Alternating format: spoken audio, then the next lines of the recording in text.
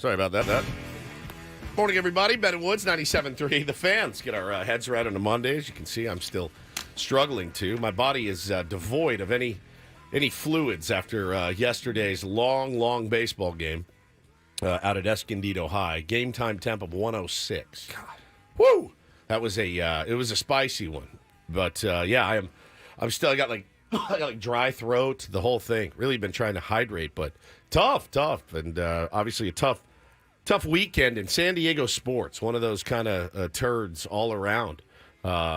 Just not a great one. We'll get into that and so much more here on Ben and Woods this Monday. I'm Woodsy. That's Paul Reindl. He's the executive producer. Good morning, Paulie. Good morning. Benjamin Higgins, your friendly neighborhood sports anchor, joins us as well. Good morning, Benjamin. Hello. I'd say good morning. It's hard to feel that good on this morning. Yeah, listen, you got to take the good with the bad. You hate losing a series to Sleepy Bob and the San Francisco Giants and a bunch of absolute no-names at the bottom of the order, just taking it to you all weekend. But listen, it's baseball. It happens. We move on. We have an off day today. It's always great. Thanks a lot. And so we'll have nothing to talk about tomorrow, except maybe some Monday Night Football. We can go headlong into that. But other than that, how was the weekend? Well, I'm the kind of person who generally, when you give me that question, I say, oh, yeah, it was fine. I try not to be someone who focuses on the negative and complaints. You are more honest, I think, in your answer. If, something's bugging you or kids were out of control, you'll honestly say, oh, it was a nightmare. It was Standard Monday. It was standard Monday. Yeah.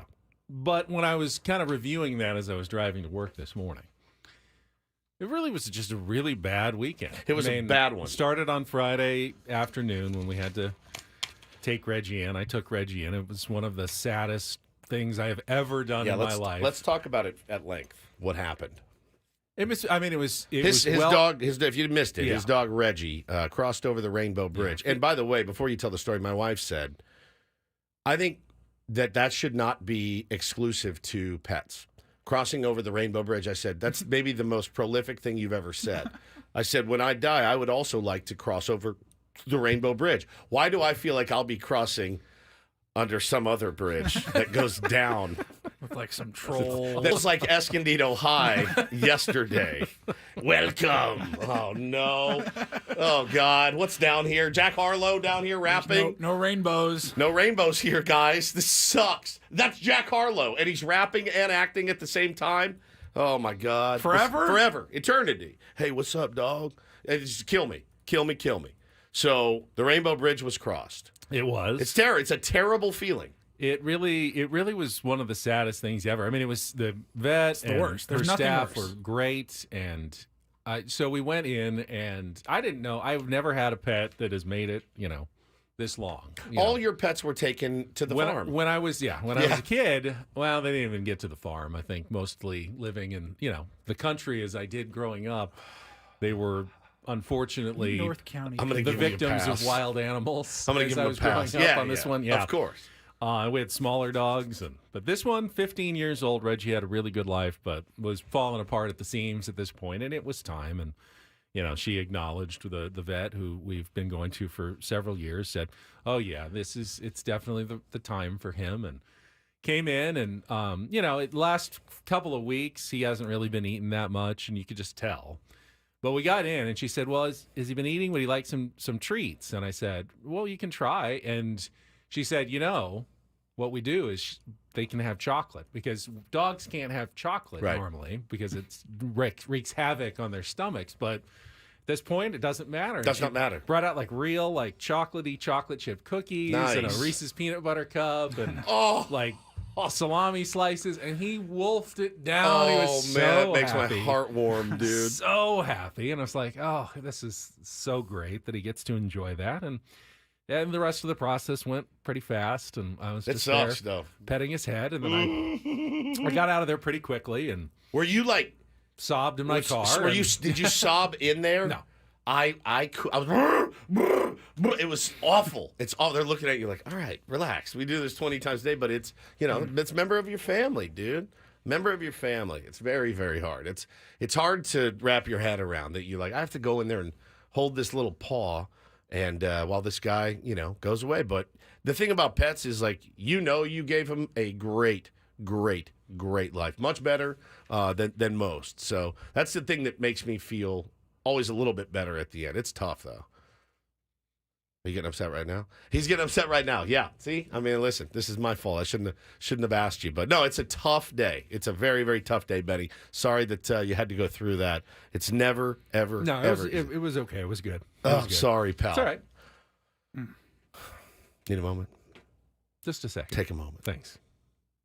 It's weird seeing him get emotional because he never really gets emotional.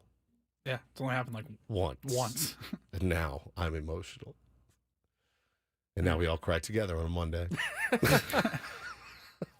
And then the weekend didn't get much better. No, with, it really you know, didn't. Padres, Aztecs, Chargers won. They looked pretty good. That made me sad. And lost my survivor pool on week 1, and my fantasy team has by far the fewest points of anybody in our league. So It was a dump, Great weekend. Well, thanks for asking. At least your favorite football team didn't lose to Northern Illinois at home as a 4-touchdown favorite. 4. I looked at that line. I go, Aztecs come did on. get shut out 21-0 by They a very did. mediocre Oregon State team. They did. Go USD. Oh, did USD win? They did. Oh, Against look at the these Division guys. 2 team. 2-0. Fantastic. We're all Toreros fans this morning. Go 2 Toreros. and 0. Our buddy Chris and Charisma, our friends. I was going to bring them up. Is it Doherty or Doherty? Doherty, right? It looks like Yes. Doherty to me. It does, but I've seen Doherty spelled Doherty. I thought it was when it was GH. Sometimes you Yeah. do Doherty. I think but- I've seen them both. Really? But anyway, Chris and Charisma, our beloved Tier 1s and friends, they lost their pup unexpectedly on Saturday afternoon. That begs the question, you'd rather have the chance to say goodbye, right? Even though it's hard as hell to have to go in there and do what you did, you'd rather have the chance to say goodbye to anything, your friend, your family member. Like, as much as it's awful, you don't want like a phone call be like, hey, Woods died. Right. Like, Yeah. that sucks. No, but that's like, true. or like, hey, Woods is dying. Come by and, give him a do the show bitch or something in his ear. Charisma texted Megan on Saturday and just said, oh, like something's wrong. We had to take him to the vet. And like they just woke up and something was off, I guess, with their pup. It's the worst. And you take him in, and I believe they went and it was like within 15 minutes or something. They took him back to go do some work, and he didn't make it. That was it. And I'm No, like, it's oh, so God, sad. it's- Sorry to you guys, Benny. Just terrible, man. Just terrible all around. And again, that's the beauty about sports is oftentimes we use sports to kind of it's weird to say, but like a good win can really boost your mood, can elevate the feelings that you have. Had the Padres finished that comeback and won it, I probably would have finished the weekend going, all right, it wasn't that bad of a weekend. Yeah, it was course. it was all right. But You're like, of course they that didn't, one so. was for Yeah. Reg, Yeah. and that, you it's weird. Sports is like that. Like, if you've seen it all the time, like, oh, my dad loved the Cubs for 75 years, and when they won the World Series, it was special to people. They're like, I watched every Cubs game of my dad. Sports is special like that. When it doesn't go right, though, sports is the worst part of it. It's like it makes it so much worse. My wife says, "Cool show, guys," and then Caitlin says, "What a happy opening." Yeah, I mean, just gonna try to be honest about what happened in our lives. I will say this though, I spent a lot of time in the heat this I weekend. can't believe you actually played a baseball game in A lot of time in the middle heat. of the day Well, yesterday. 1 o'clock. Not just me. My son Bo had a 12:30 soccer game on Saturday. Can I say this? And people are going to get mad at me, but I'm going to say this for real. I had more fun watching his soccer game than I have ever had watching any other soccer game ever. If pro soccer looked like that, I'd probably watch it more. Does that make sense? None of these kids flopped. These kids, they beat the S out of each other. There were handballs. There were little kids pointing at each other. That's a handball. It was electric to watch the little kids tearing ass down the field. They do the handball thing in pro soccer too. They yell, "That's They a point- handball!" okay, they probably do that. They do the pointing. It was more exciting than any Premier League game I've ever seen. I'm not just saying this Lot of because goals? it's 2-1. Oh, okay. Well, actually, yes. So way more than you'll ever see in real soccer. So 3 goals, way more than you'll see in real soccer. I had such a great time watching it, and I was getting so into it too. And it wasn't just because Bo would come out for a sub, and I was getting fired up at the kids that are out there. It was really fun. I had a great time, but it was 100 degrees. These kids were dying out there. So they played on Saturday. Then yesterday, he had an 8 a.m. to 10 a.m. practice for his select team. Then we had our practice for fall ball at 10:35 on the turf in Carlsbad. I mean, it was 110 on that turf, Benny. It was brutal. I kept him for an hour. Everybody hit once. We took some ground balls and said, that's it. We're banging this thing. They're not trying to kill your kids. One kid would not get off the bench because it was so hot. Wouldn't play. Didn't swing. Didn't take a grounder. He would not come off the bench. I walked over and kind of, gave him a little, hey, come on, man. I need you out there. Let's go, buddy. Come on. No, not doing it. No. Dude, please, come on. Probably the smartest kid out there. He comes out. He's like, no, I'm not doing it. No.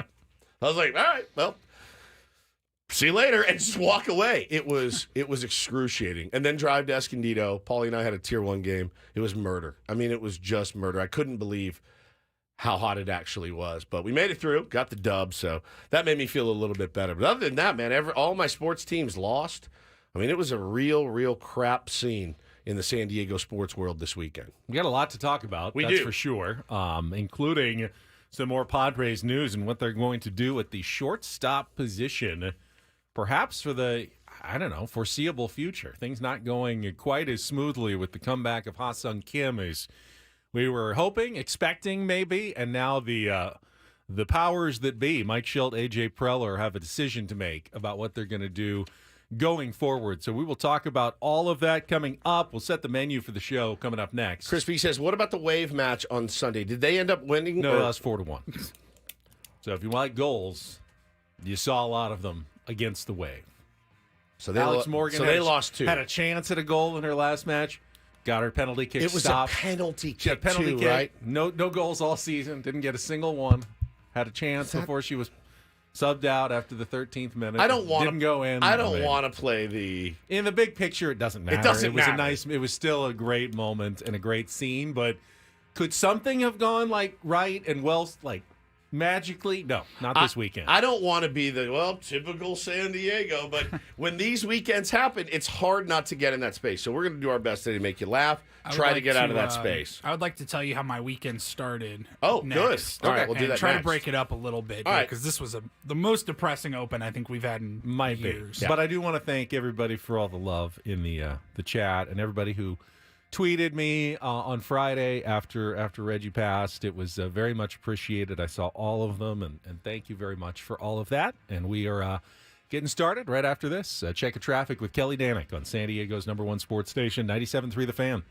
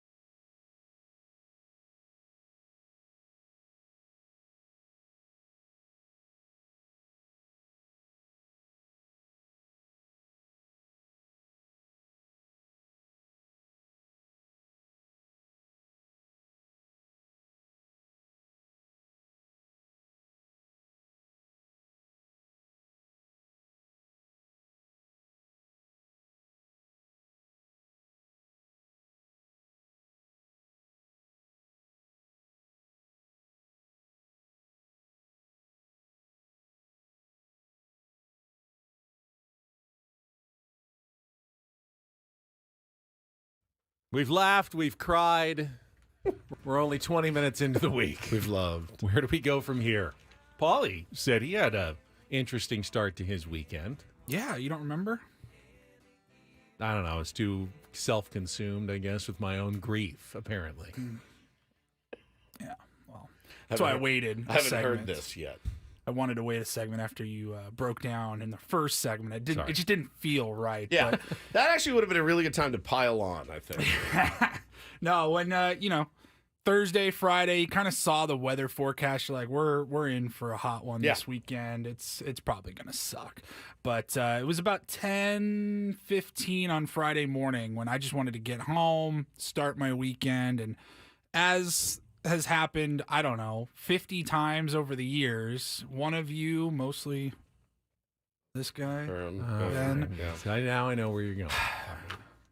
I'm just trying to get out of here. It's Friday. We just grinded all week. There's an unwritten rule in the radio world for morning shows. It's unwritten. It's like in baseball. It's unwritten that you don't send your show, your air talent, your morning show production to do on a Friday. It's just as unwritten as it gets.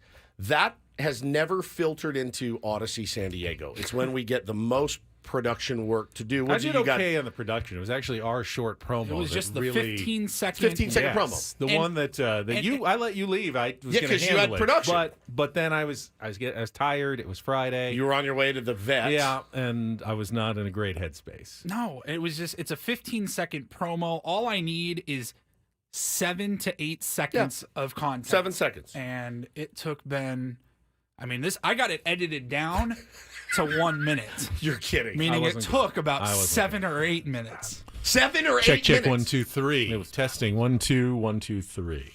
Oh my God, finally. 3, 2, 1. Listen, look at him. Coming up Monday, we'll wrap up a full weekend of Mike Schultz Padres versus Bob Melvin's Giants, plus week 1 of the NFL season in conclusion. It's close. You were probably right just there. left it there. That was my 3, best 2, 1. take. I was so close. Coming up Monday, we'll wrap up a full weekend of Mike Schultz Padres versus Bob Melvin's Giants, plus wrapping up. I just said wrap up twice. 3, 2, 1. Coming up Monday, we'll wrap up a full. 3, 2, 1. Coming up Monday, we'll wrap up a full weekend of Mike Schultz Padres versus Bob Melvin's Giants, plus what did you say? Plus the first full weekend of the NFL. Yeah. Coming up Monday, we'll wrap up a full weekend of Mike Schultz Padres versus Bob Melvin's Giants, plus the first full week of the NFL. No. Coming up Monday, he's a word away. Oh my God. I'm tired. Coming up Monday, we'll wrap up week 1 of the NFL season, plus the full weekend of Mike Schultz Padres versus Bob Melvin's Giants. I just had to reverse it. It just had to turn it around. You were so bound and determined to get Bob Melvin's Giants and Mike Schultz Padres. He wouldn't stop. That's the point. I was going to kill him. That's the point where I just go, all right, coming up Monday, Padres Giants will break it all down for you, and we'll wrap up the NFL season. And I'm out the door. But I would like to thank you, Ben, because I actually left inspired. And I went home and got into the Beat Laboratory. Oh, we went into the Beat Lab! And I would like to introduce everybody to the world's debut of Promo Woes. All right, here we go. 3, 2, 1.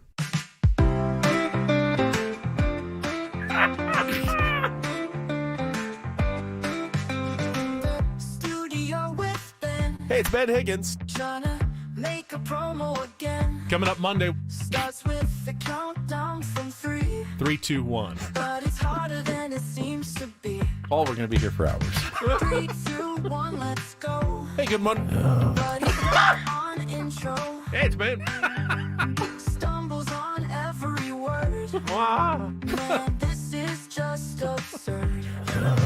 Oh, Ben. Oh, Ben. Hey, it's Ben. Can't get it right again. Dang it. Just 15 seconds long. Start over. But it's taking so long. You know what? Maybe I'm just going to write this out. Well done, Paulie. Genius. I think the prompt was a funny parody song about a radio host named Ben who, for the life of him, cannot simply record a 15-second it's such a great tool. I was with our friend Jason Finley from Callaway, and he said, I heard you doing those, Paulie, doing those songs, and I said, well, I've got to do a golf ball Chrome Tour presentation.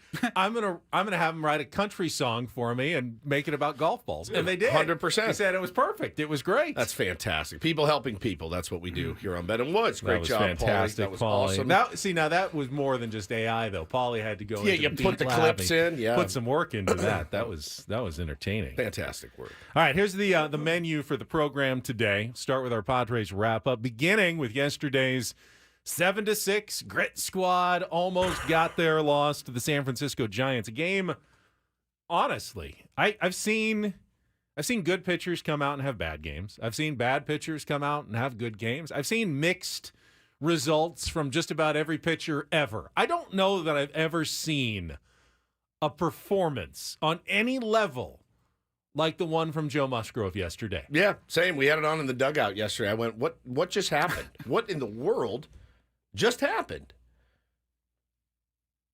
What happened? Does anybody know what in the world went down at Petco Park yesterday? My only theory, he went 10 up, 10 down, and then Fernando lost the ball in the sun.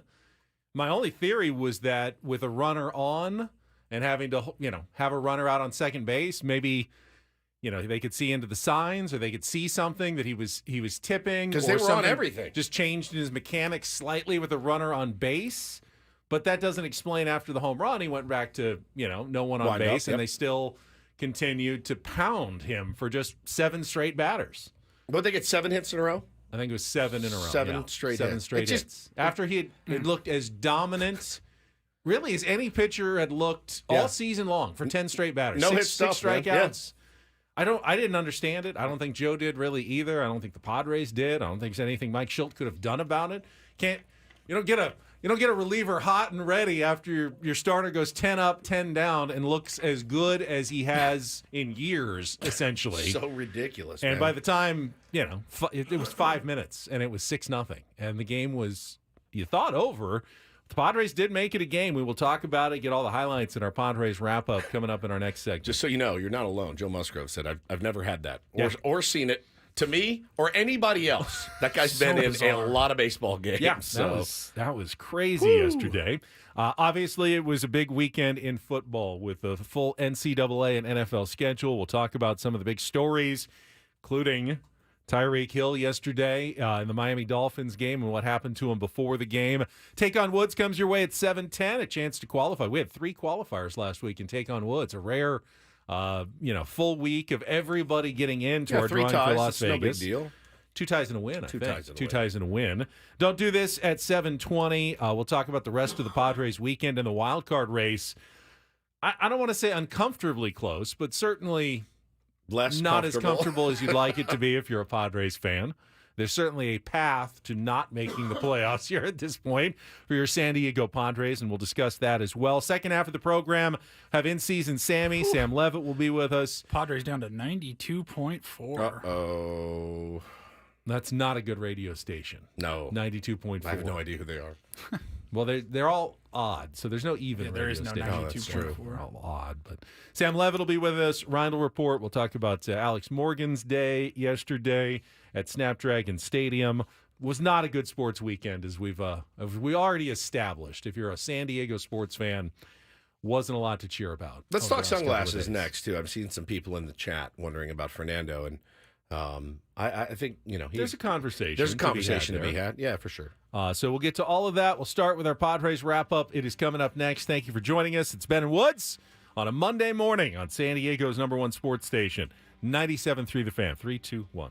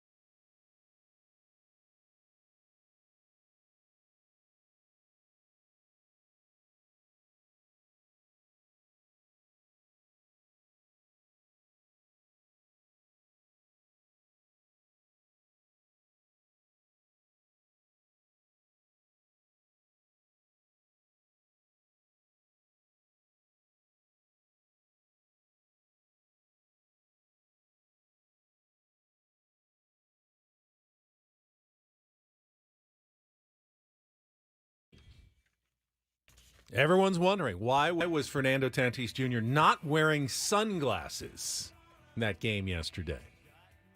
As it turned out, that one run was pretty important.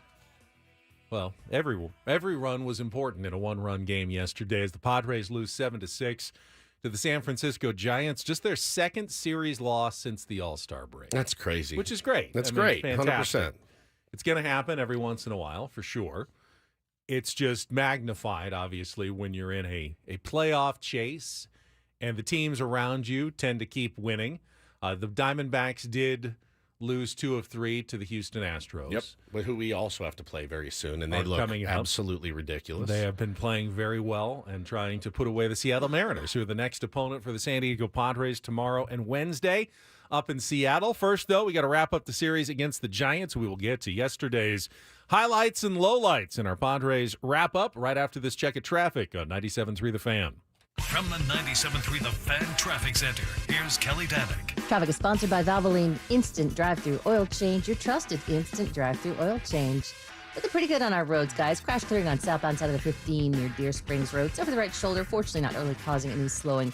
Now, south 15 right before Ocean View, we're getting reports of a possible fire. Some smoke visible from that right shoulder. Stop by any of the 30 San Diego Valvoline Instant Oil Change centers. You don't have to get out of your car. It usually only takes 15 minutes or less.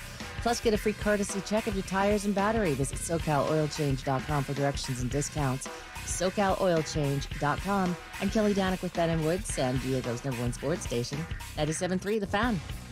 It's a shame if they lose. Oh, a shame indeed. It's a complete crap. Oh, I did not like that. Here are the lowlights from yesterday's game. Are you kidding me? Boo. It's the Padres Wrap-Up, presented by Hamul Casino. With thrilling slots and tables and all the best rewards, Hamul Casino has all the fun you're looking for. Hamul Casino, fun above all else. We'll give it 16 minutes of salt, and then we'll, get back on the bump and figure it out. It's not your fault. Matt Chapman at the plate. First pitch swinging. High fly ball to deep left field. This one is not going to be caught. It is a home run. 2-run bomb for Matt Chapman, his 23rd home run of the season, and the Giants all of a sudden have a 2-0 lead in the fourth. 1-0, swung on, driven to left field and deep. All that Jurickson Profar can do is stand there and watch as that ball lands in the second deck out of left field. And all of a sudden, the Giants have a 5-0 lead over the Padres here in the fourth. Things have changed in a hurry. Frano not able to make the play. This one swung on, again well hit. Jurickson Profar going back. He looked up. This one is gone. Back-to-back home runs for the Giants. They have a 6-0 lead on the 5th long ball of the season for Luis Matos, and this inning just continues to unravel for Joe Musgrove. 1-0 offering. Fly ball, left field. Pretty well hit. Going back is Ramos, who's at the warning track at the wall. It's gone. Home run for Jackson Merrill. 23rd of the season, and the Padres deficit is cut to 6-1. 0-2 by Jacob. Swung on, high fly ball. Deep left field. Jurickson Profar has his head down. He's running to the wall. This one is going to be gone. Home run for Kirk Casale into the left center field seats. 4th home run of the afternoon for the Giants. They have a 7-1 lead. The first pitch he sees way inside. It gets past the catcher, and Jackson Merrill is going to score on the wild pitch. Padres deficit cut down 7-2. Runners on second and third with 2 outs. And the Padres getting a little bit of help this inning from the Giants. 1-0 offering, swung on, popped up right side on the infield. Second baseman and shortstop both calling for it. They collide, and the ball is going to land safely on the ground. Both runs are going to score. Jurickson's going to head to second base, and the Padres rally continues thanks to some help by the Giants on a pop-up that should have been caught. Bad communication. It falls. 3-2 pitch again to Xander. Swung on, high drive to deep left field. Going back for it is Ramos. He looks up. It's gone. 2-run home run for Xander Bogaerts. His 9th long ball of the season. It reaches the second deck in left field, and the Padres now trail 7-6. Right-hander's 2-1 offering. Swung on, driven down the right field line and deep. Going back for it is Yastrzemski in foul territory. Reaches up and makes the catch for the final out. Jurickson gave it a ride, but Mike Yastrzemski able to run it down in foul territory right next to the wall for the final out. And the Padres are going to come up short in their come-from-behind bid. They lose the final game to the Giants by a score of 7-6. They drop the series 2-1. Did you hear that? The last swing of the game yesterday, Jurickson Profar, and he kind of jumped when he hit it and reacted, and Play I it saw one more time. Right-hander's 2-1 offering. Swung on. There it is. Thought he had it. That I don't know that I've ever heard Tony do that when it wasn't at least a ringing double. Usually it's a home run. When he gives that noise, and Tony knows, he's seen plenty of well-struck balls over the years. That's usually a sign something good, very good, is about to happen for the San Diego Padres. Now, I was watching, and Jurickson's reaction, I jumped out of my chair like, did he just do it again? Did he tie the game with 2 outs in the 9th, and it just kind of died? It hooked foul and died in the corner and was caught for the final out of the game. But I was excited, too. So I was not the only one fooled, I guess, by that, as Tony Gwynn Jr. gave us the little, and it turned out not to be. The Grit Squad comes up short in a 7-6 loss to the San Francisco Giants. Fernando Tatis Jr. was fooled on that hit to right field, the very high pop up. You know, I mean, it's a no touch double. I mean, he didn't get glove on it, I don't think, or did knocked his glove off. Actually. Was that it? I thought, yeah. So he was talking about after the game. He's like, look, I can't really play in sunglasses at all. Like, I've tried it with them, tried it without them. He says, quote, sunglasses for me are worse than when you have the sun right on top of you because it goes way darker. I've tried everything. I've played with sunglasses without. It's way better without them. Nothing you can do at that point. Sun is unbeatable. Saw it happen in Chicago as well. Their center fielder went back for a ball, had a beat on it the whole time, and then just disappeared. You saw Jurickson Profar lose one in that weird bank of lights that he's lost several in, but usually makes the catch out in left field. That was on Friday night, I believe. That's been a net positive for the Padres because as Jurickson sometimes looks a little shaky, almost always makes the catch, whereas some opposing fielders have lost those balls in the bank of lights. Yeah, but the sun thing I actually get. I can't From really, way out in right field. You can't.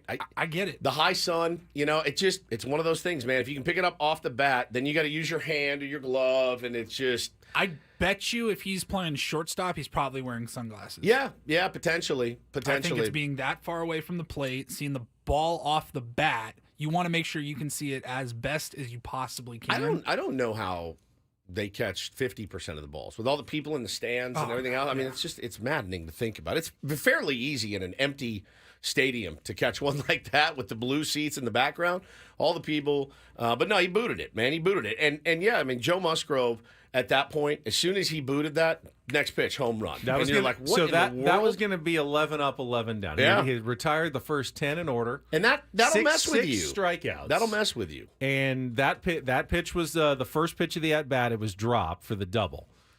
9 pitches later, it was 6-0 Giants. It's insane. Craziest thing I've ever seen, man. And like Joe said, it's the craziest thing he's ever seen, too. Never seen that happen to anybody.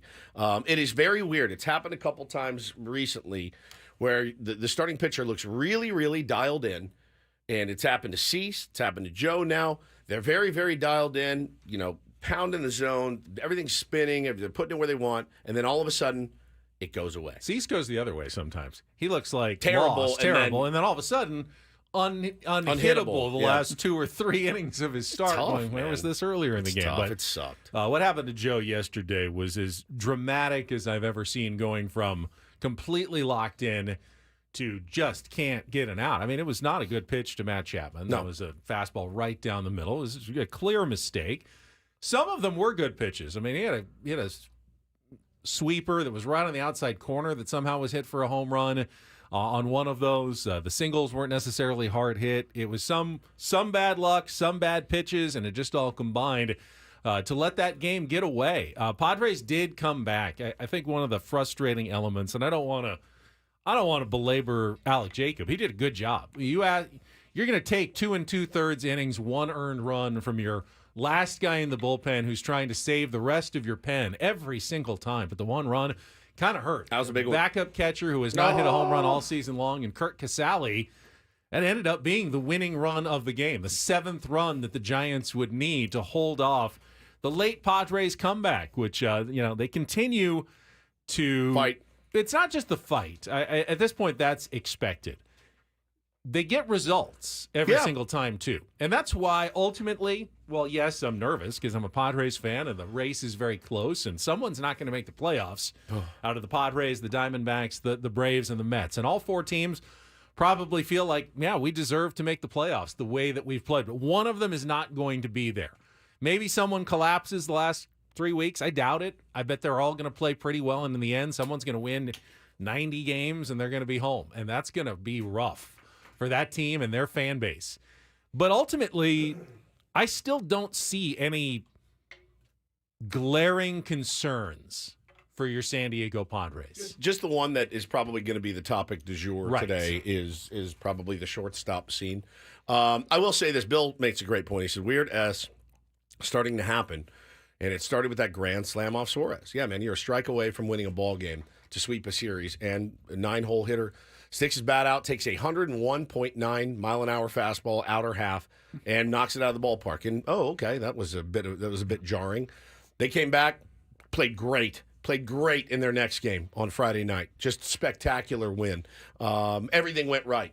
And then, we'll get into the other two games. We just got into yesterday's game, but the weird things are happening where before the weird things were happening to the other teams. Just need a bit of a luck switch here. I think they're still playing pretty decent ball. I think they're still pitching okay. The biggest question going forward is, okay, well, our cavalry that was supposed to come, there was one man left on the cavalry, and it doesn't, is this absurd to say? Have we seen the last of Ha-Seong Kim in a Padres uniform? Wow, I had not gone to those lengths. The at depths this of point. my despair. So Mike Schilt, the report on Ha-Seong Kim was that he's swinging the bat, but the throw from shortstop continues to give him trouble. He can't throw it full strength. You can't play shortstop if you can't make that throw. And he's not, while getting worse, he's really not making any strides toward feeling better on that throw, which means at this point he has to remain on the injured list, and the Padres have continued to go with Mason McCoy. We had Mason McCoy on last week. Great guy. He's not an everyday major league shortstop. No.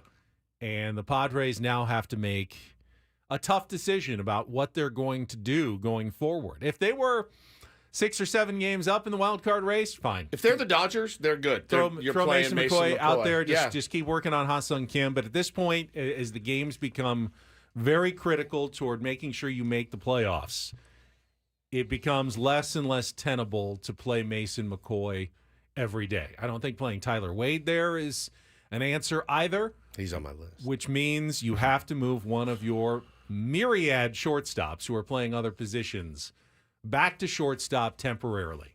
And the first most likely candidate is the guy who has been doing it late in games and did it yesterday as well, and that is Xander Bogaerts, who showed some reluctance to, of course, move to second base originally, and then once again showed some reluctance once he had made all those changes, and understandably so, to move to second base to then just be flipped right back to shortstop in a time of need. But if you saw Xander's comments yesterday, you have to think he's becoming a little more amenable to it. And I'm referring to the comments he made about Donovan Solano, his teammate, when he said, really, it's a shame.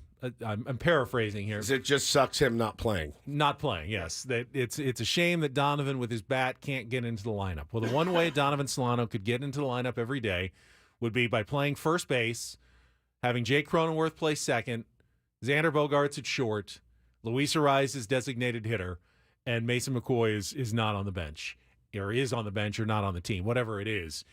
That would be your best offensive lineup on a day-to-day basis. It has to have Xander Bogaerts at shortstop if you want your best offensive lineup in there. And I don't think there's any really other logical alternatives to that. Yeah, well, and now with that news, I think that changes everything for Xander Bogaerts as well. Like, hey, man, I after moving me here, it was a big deal. I'm getting comfortable finally.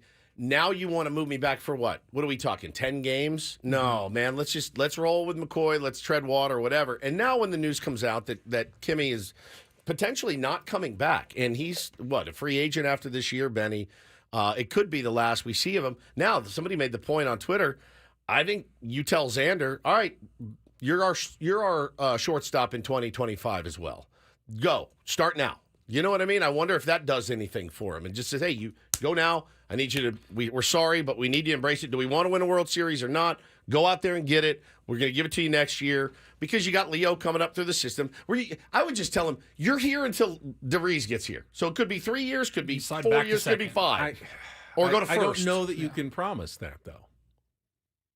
If you get to 2025 and we don't know who is going to be on that team, what trades might be available to A.J. Preller. I mean, if they pick up extra outfielders this offseason, like, hey, we were able to sign a terrific outfielder, you may need to move Jackson Merrill back to shortstop at some point. And you can't necessarily promise with 100% certainty that Xander Bogaerts can play shortstop next season or for the next couple of years until Leo Dallas DeVries is ready. Then you tell him, you can't even promise DeVries that shortstop will be his position in the future. And what if in 2 weeks Kim's feeling better? Then do you move Xander back or do you stick Kim over at second? And Kim very well. This all tells me, though, that with 3 weeks left of the season, I mean, they're saying he's not progressing as much as they would like and can't make a throw. That sounds like it's code for he's pretty far away. But that doesn't mean that in 2.5 weeks, and if you're still going to the playoffs, he's going to be your best option to be a playoff shortstop. So are you going to move Xander back then to second base when Kim comes back, if he does, in time for the postseason?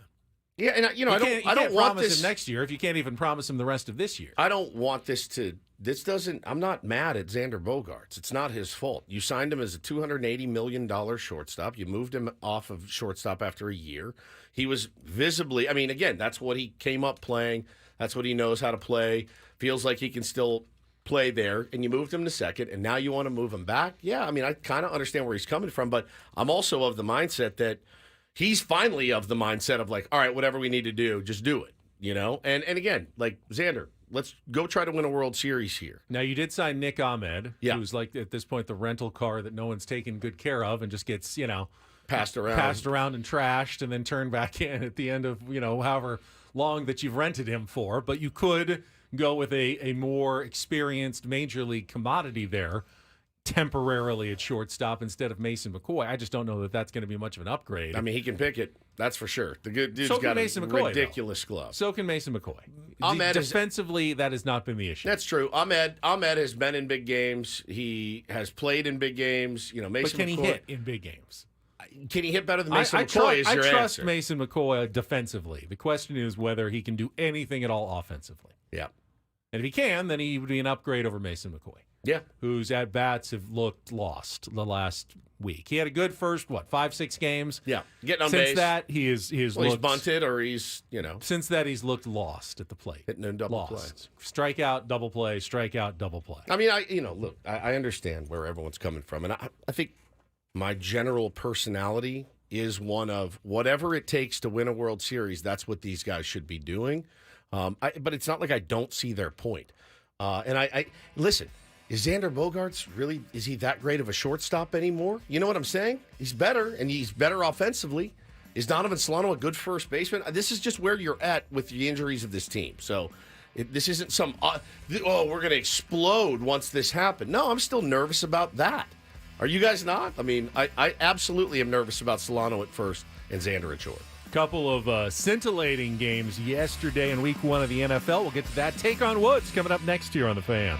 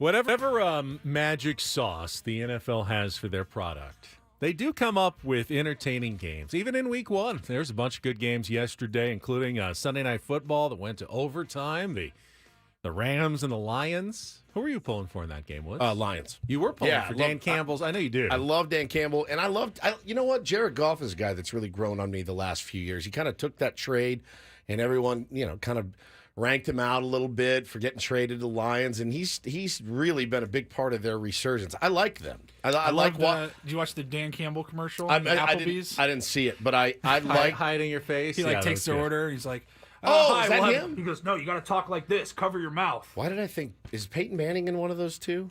Or is it just Dan Campbell? It's just Dan Campbell. Must be losing my mind. I just when the Lions are on, I'm like, ooh, I want to watch. I love Ross St. Brown.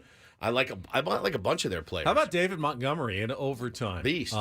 Absolutely. They just say, we're handing you the ball. 45 yards, including the 1-yard game-winning touchdown as the Lions pull out the Sunday night win 26-20 over the Rams. Obviously, the Friday night game, Eagles-Packers, was a pretty good one. Saquon Barkley, great debut for Philadelphia with 3 touchdowns in that game. In Brazil was one of the good ones over the weekend. Survivor pick champion right here already after week 1. I had the Eagles. 1 week. Had to sweat it out. Whew.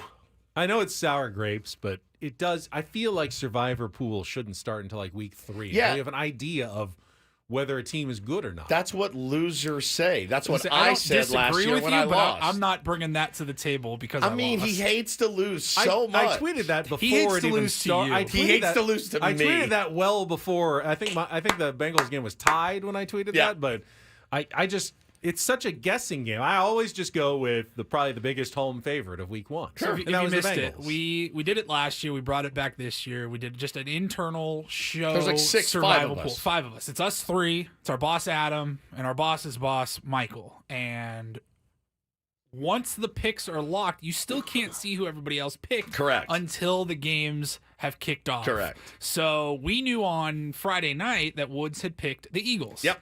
His lock was in, and it lit up green, but it still had question marks for all 4 teams.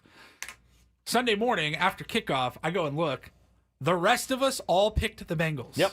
We did not text each other about it. We did not know who each other was picking. We all picked the Bengals, and I go, oh, no. Like, I saw the writing on the wall. It didn't look good for the Bengals pretty much from the start. And just remember it. Next year, we'll just start it at week 3. Week 2. Yeah, I'm fine with that. week 2. Week 2. It's a good compliment. You have at least an idea of what they got, of what teams have got. I mean, I actually, in full disclosure, I had the Bengals as well until I looked and saw that Joe Burrow had no one. T. Higgins was going to be out. Jamar Chase. I was like, he's got nobody. And Joe needs to figure it out.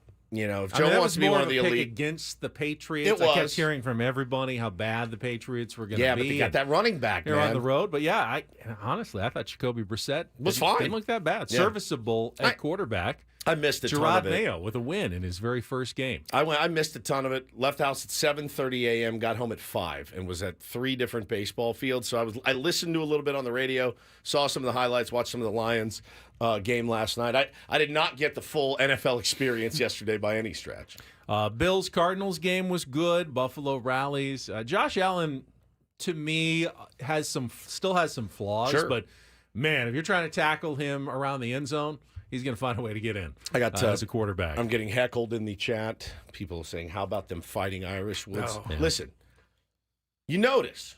What did I say? You guys. You were actually you called it before anybody else. I said it. You did. I said it. You did. It's why I did not come in here last Monday going. I go. It was an impressive win at a really tough place to play. The hype is unreal about the team, and it doesn't make a lot of sense. And the minute, it's why I never. You know when I'll beat my chest about the Irish? When they run the table and win the national championship. That's it. I won't say a word until. It's also never going to happen in my lifetime. Never. It's happened once. I got mine. I'm good. Jordan from North Carolina was like, "Bro, why do you quit on them so early?" I go, "Because I'm not going to let myself get invested in this every year.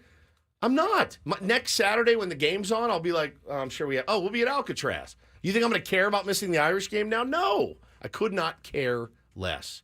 They kill me every year. You lost to Northern Illinois, which, by the way, let's make an executive decision. I want to put their coach in do this today. Oh, We had I a love couple that. of other Yeah. ideas. Awesome. I'm watching that at the end as a Notre Dame fan, and I'm tearing up Yeah. because that was amazing and good for them. Literally good for them. I'm not a sore loser by any stretch in that with that team because, Ben, I'm watching the National. They're going to be favored in every game. Marcus Freeman, early coach of the year. These guys, they have a national championship defense. I'm going, do you know who you're talking about? They crush me every year, so I don't even get mad. Yeah, there weren't as many good college games this week as No. there were in week one. The big marquee matchup was Texas-Michigan, but the Longhorns went into the big house and outclassed the Wolverines. You want to talk about growth? I watched some of that game. You know what I didn't do? I didn't say, ha, ha, ha, ha, Michigan, ha, ha. And I hate Michigan. I was so happy to see that. But it was Texas. Texas is very good. And I did not tweet and say a word. I said, well, we are playing Northern Illinois, who's most definitely going to keep it close. If we win, it's going to be by 1. So I'm just not going to say a word. And I'm glad I didn't. But it was nice to see Michigan get smoked at home. Ends their 16-game winning streak and 23-game home winning streak, and first loss in the post-Jim Harbaugh era. I will also throw in one other game. Oh, I hope it's the one I want you to throw in. Probably not. I was going to mention one of the best games was Oregon-Boise State, which was Oregon won on a field goal late. It was the late game on Peacock on Saturday night. Late, wasn't it? Late Peacock. Oregon wins at 37-34. Did you watch that whole game? I did not watch the whole game. I was just watching the end. And I do think, though, Boise State, even though they lost, probably now the favorite to make the 12-team playoff out of the non-Power 4. If they win the Mountain West, and with that as maybe their only loss, that's a pretty good resume to put together, assuming there's not going to be any undefeated other teams, which there may not be. That was a good loss for Boise State. They've got a really good running back. That Ashton Genty had nearly 200 more yards, has over 450 yards in the first 2 games. They're a force to be reckoned with and could be a playoff team in college football. I thought you were going to bring up Colorado, Nebraska. I didn't watch much of it. I saw Nebraska. I saw one of Deion's kids got hurt. Yeah. And Nebraska won fairly handily at home. And I think the Deion Sanders experiment it's got to be over. It's getting close to you want to pull the plug if you're Colorado. Somebody basically said it's fine, that he's there, but he's just an agent for Travis Hunter and Shedeur. That's it. He's not a coach right now. And I was like, man, a good coach would have got some offensive line. To protect him. I mean, he didn't Shedeur, I watched most of that game. Is on mute. I know we'll talk about the broadcast at some point. God! I had that game muted. I think I don't know. I had another game on the other TV with the volume, but Shedeur was under pressure every single snap running for his life, and I'm like, dude, you have Travis Hunter probably going to win a Heisman. He's amazing. Shedeur could be a Heisman candidate. They are so good. They're both first rounders. I'm like, get somebody to protect these guys. After what I saw from Shedeur Sanders after the game, I was like, I don't want that guy. If I'm an NFL team, I'm like, I don't want that dude. Bailed 2 minutes left. And then first thing he says in his press conference, how many times did Raiola get hit tonight? It's like, whoa, geez, dude. Holy cow. Accountability is not his jam right now. But look, he's a kid. They're going to learn. And somebody made the point, too, that said, the head coach, as the head coach, you shouldn't be the reason that every team wants to kill your team. Does that make sense? As the head coach, you should not be the reason that everyone plays you like they're out to kill, And I said, man, that is not good. That is not good. Deion is great for bringing eyeballs to a program. Did it. He's done it. He's not a bad guy. No, but there's a lot fine. more to being a great football coach. And in that sense, Deion's lacking. And by the way, quickly, we need a contestant for Take on Woods. I forgot to throw out the phone numbers, but they're wide open. We're going to play in 1 minute. So call now, 833-288-0973. You want to take on Woods, qualify for a trip to Las Vegas, 833-288-0973. When you're winning, you can get away with things like, I don't want to answer questions from this reporter in a press conference. When you're losing, it's just a bad look. Bad look for Deion Sanders. And now they're piling up the bad looks after bad looks. And while they probably at Colorado went, hey, our program was getting no attention whatsoever, and any attention is good attention, I'm sure there are some people in that administration are now going, what exactly is he doing for us at this point? He's losing. He's bringing negative attention on us most weeks. and there doesn't seem to be much of a future for him or our program at this point. No progress is being made. If anything, it's backwards at this point. Well, when he decides to not recruit, essentially, that tells me something. Like you knew you needed an offensive line. If you wanted to protect your son, you knew you needed one. You needed to be out there grinding, knocking on doors. And he was like, nah, I'm not doing it. Not doing it. Yeah, their offensive line is ridiculously bad. The word I like is porous. Porous. They're is a good word. porous offensive line. Sieve. They're a sieve. Sieve is another great one. I like a salve as well. Doesn't apply there. No, not They really. need a salve After their sieve of an offensive line. Yeah. All right. We ready? Looks like we got some contestants. Let's do it. It's time for our first game of the week. Let's take on Woods.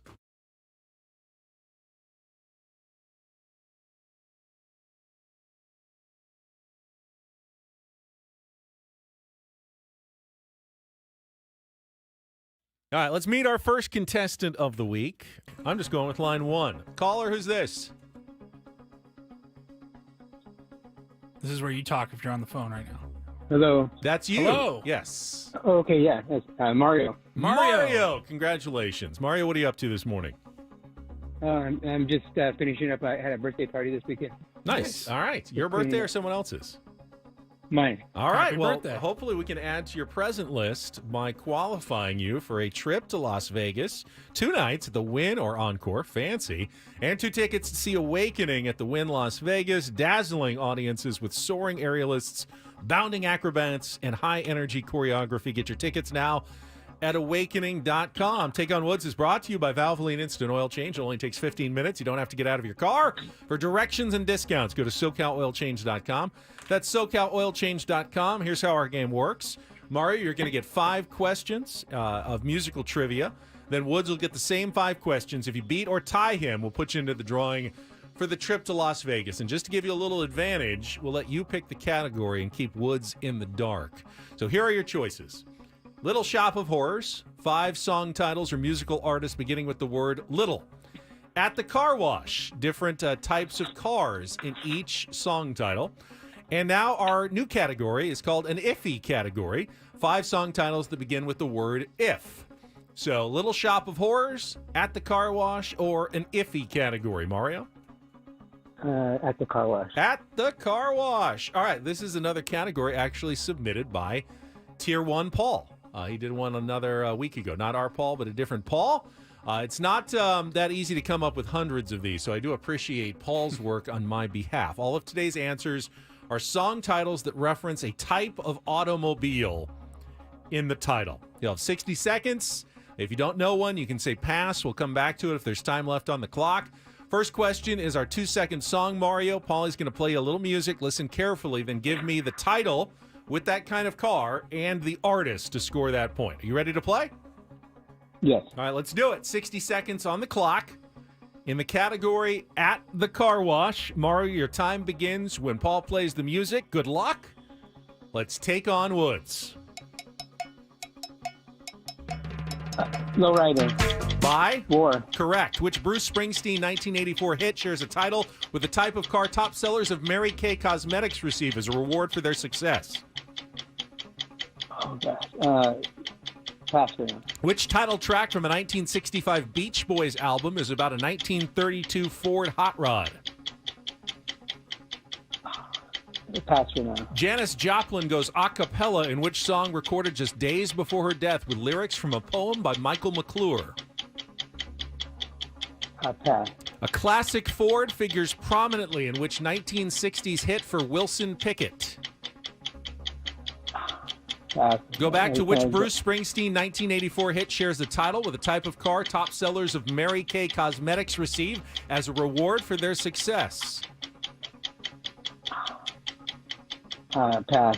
Which title track from a 1965 Beach Boys album is about a 1932 Ford Hot Rod? Oh, just the one. You got the 2-second song, which is good, but the rest of them you did not get. Bruce Springsteen, Pink Cadillac, Little Deuce Coupe from the Beach Boys, Mercedes-Benz from Janis Joplin, and Mustang Sally by Wilson Pickett. You got Lowrider by War. All right, one, hang on the line there, Mario. Woods, back in the studio.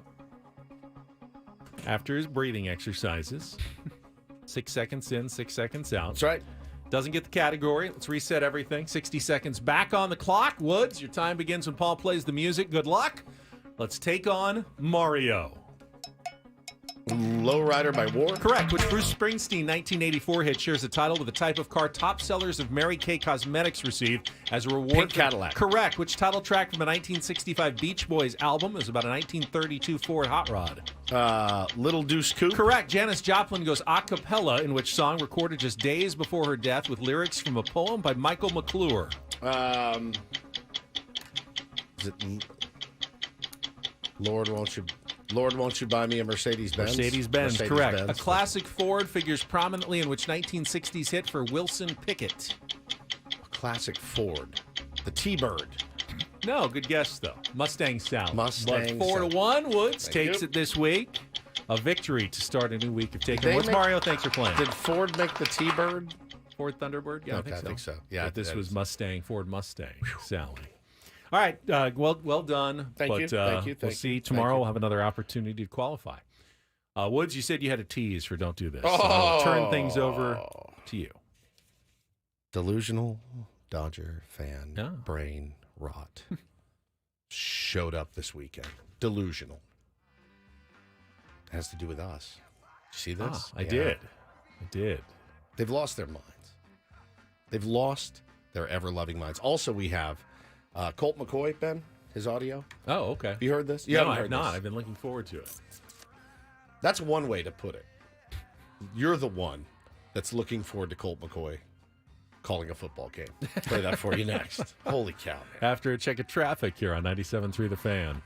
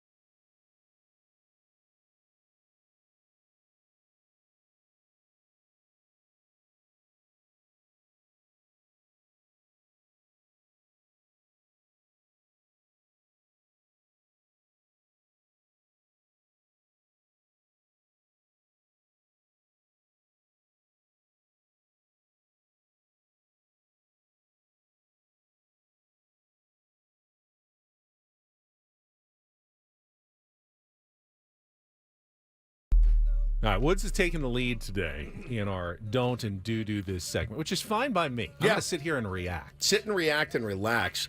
Listen, everybody that breaks into broadcasting of any kind has clips and tapes of them where they would never want them to get out. I've got them. Ben's got them. Paulie has his from his old days back at San Diego State. You were not proud of it, but you're getting your feet wet. You're learning the ropes. Now, again, I'm not embarrassed by it. No, but you're like, I'm good. I don't need to hear that. Yeah, I don't want to hear it again. I'm not embarrassed, but also I'll die if I have to hear it again. The difference is that most of us went through those growing pains on a very small scale. Yes, that's it. I bet a lot of people are thinking this is a Tom Brady segment. So I didn't get to hear much of Tom either. Brady. He wasn't great. But I heard he wasn't great. No, he was not. But this one, I just don't understand. Now, good quarterback at University of Texas, had a long NFL career. They decided to put Colt McCoy in to call the Nebraska-Colorado game. I wasn't watching it initially. I was busy, and I saw people tweeting about it. Like I saw Damian Woody tweet, or I saw somebody tweet, can we get Colt McCoy a coffee? And I saw Damian Woody say, I need him to get excited about calling this game. And I go, well, I'm going to go check this out. Within 4 seconds of watching it, I texted both of you. I go, oh, my God, are you guys watching this game? And you're like, I'm busy. I'm at a bar. I had no audio. I had it muted. You had it muted. Yeah. You were listening to records. Paulie was listening to vinyl. I had 2 games going, both muted, just listening to some music. And I'm like, what the hell is Paulie's listening to vinyl? I'm scouting out college football. So I put it on. And I go, babe, get in here. Get in here. He sounds just like Boom Goes the Dynamite. We got a little clip.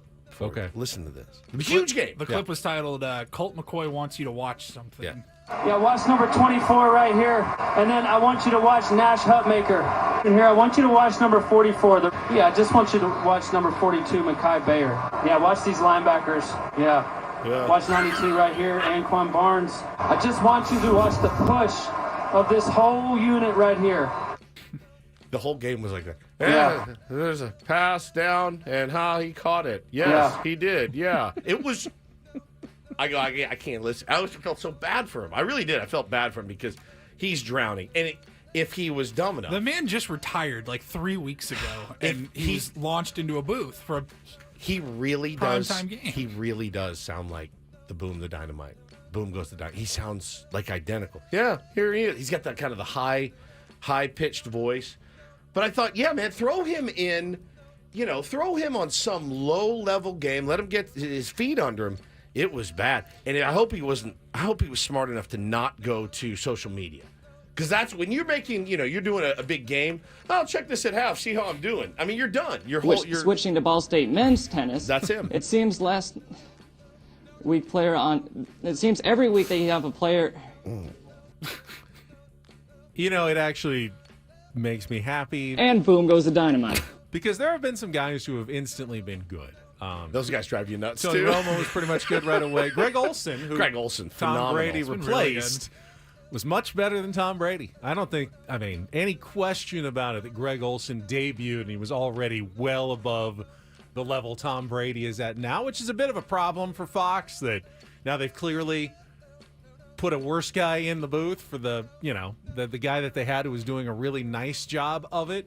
But it's not always that easy. I'm curious to see how Brady develops. I'm sure he'll get better. I'm sure, I'm like, with his mind of the football knowledge that he possesses, I'm like, how could he not be good? He will work at it. He will get more comfortable. He will be decent at the job. He's personable But I saw enough. the reviews, and I'm like, God, it's interesting that the GOAT can't talk about the sport in which he was the GOAT at. They paid him a fortune. Can you imagine Michael Jordan calling an NBA game? I don't know that I'd want to hear it. I don't think I would either. Again, I don't think it'd be very good. Again, you don't need everything. You don't have to be good at everything. Let the guys that are good at it be good at it. And then you were great. You were great at what you did. Just be great. You don't have to be great at everything you do. So I didn't hear a lot of it. I heard 2 seconds. I went, all right, whatever. It's his first game. Adam, our boss in the chat, goes, a worse guy for 300 times the cost. 300 times the cost. All right, I will do this one. I was sitting at home watching the game on Saturday night, and my friend, who is a Dodger fan, sent me this. I guess she is a member of Dodgers Fans of San Diego, which is an Instagram account. And she sent me a screenshot, and I went, oh, my God. So I'm looking at this. So it was, hey, ask me a question. There's a little text box. yeah. Press it. Yeah, submit a question. So they asked Dodgers Fans of San Diego, is it just me, or are the morning guys from 97.3 The Fan huge Dodger haters? So the answer was yes. People throw around rent-free all the time, but you never hear LA stations talking about the Padres. Dodgers live rent-free in Padres' heads. Why they hate us. All right, so a couple things here. Number one, they don't talk about the Dodgers in LA. So we will mention the Dodgers, from time to time, but I'm sorry, they don't talk about. We also mentioned the Guardians from time to time. Correct. Yeah. Now, listen, he's not wrong. We hate the Dodgers. It's fine. What did you expect? What do you expect? You want to get your team glazed? Just go to MLB, at MLB on Twitter. Go to ESPN, go to baseball, go to the MLB Network. There's no shortage. Go to Ben Verlander. There's no shortage of Dodgers love. You're not getting it here. You're not going to get it here. I do not tip my cap to your team. So I it's don't. just me or the guys on 710 ESPN LA, just huge Lakers fans. Right, yeah. Super weird. Shocker. Like, you guys are really that surprised? And that's the brain rot I'm talking about. They really think everyone should bow down to them. And it's my number one beef with that fan base. You think you're a dynasty, and you think everybody should kiss your ass. You're not going to get it. You're not going to get it on our show. That I promise you. I mean, mostly. Not on our show, you won't. No. But you do have a special affinity for one. Man, you do a great job. Which we're never going to get out of it. Ridiculous. Brain rot.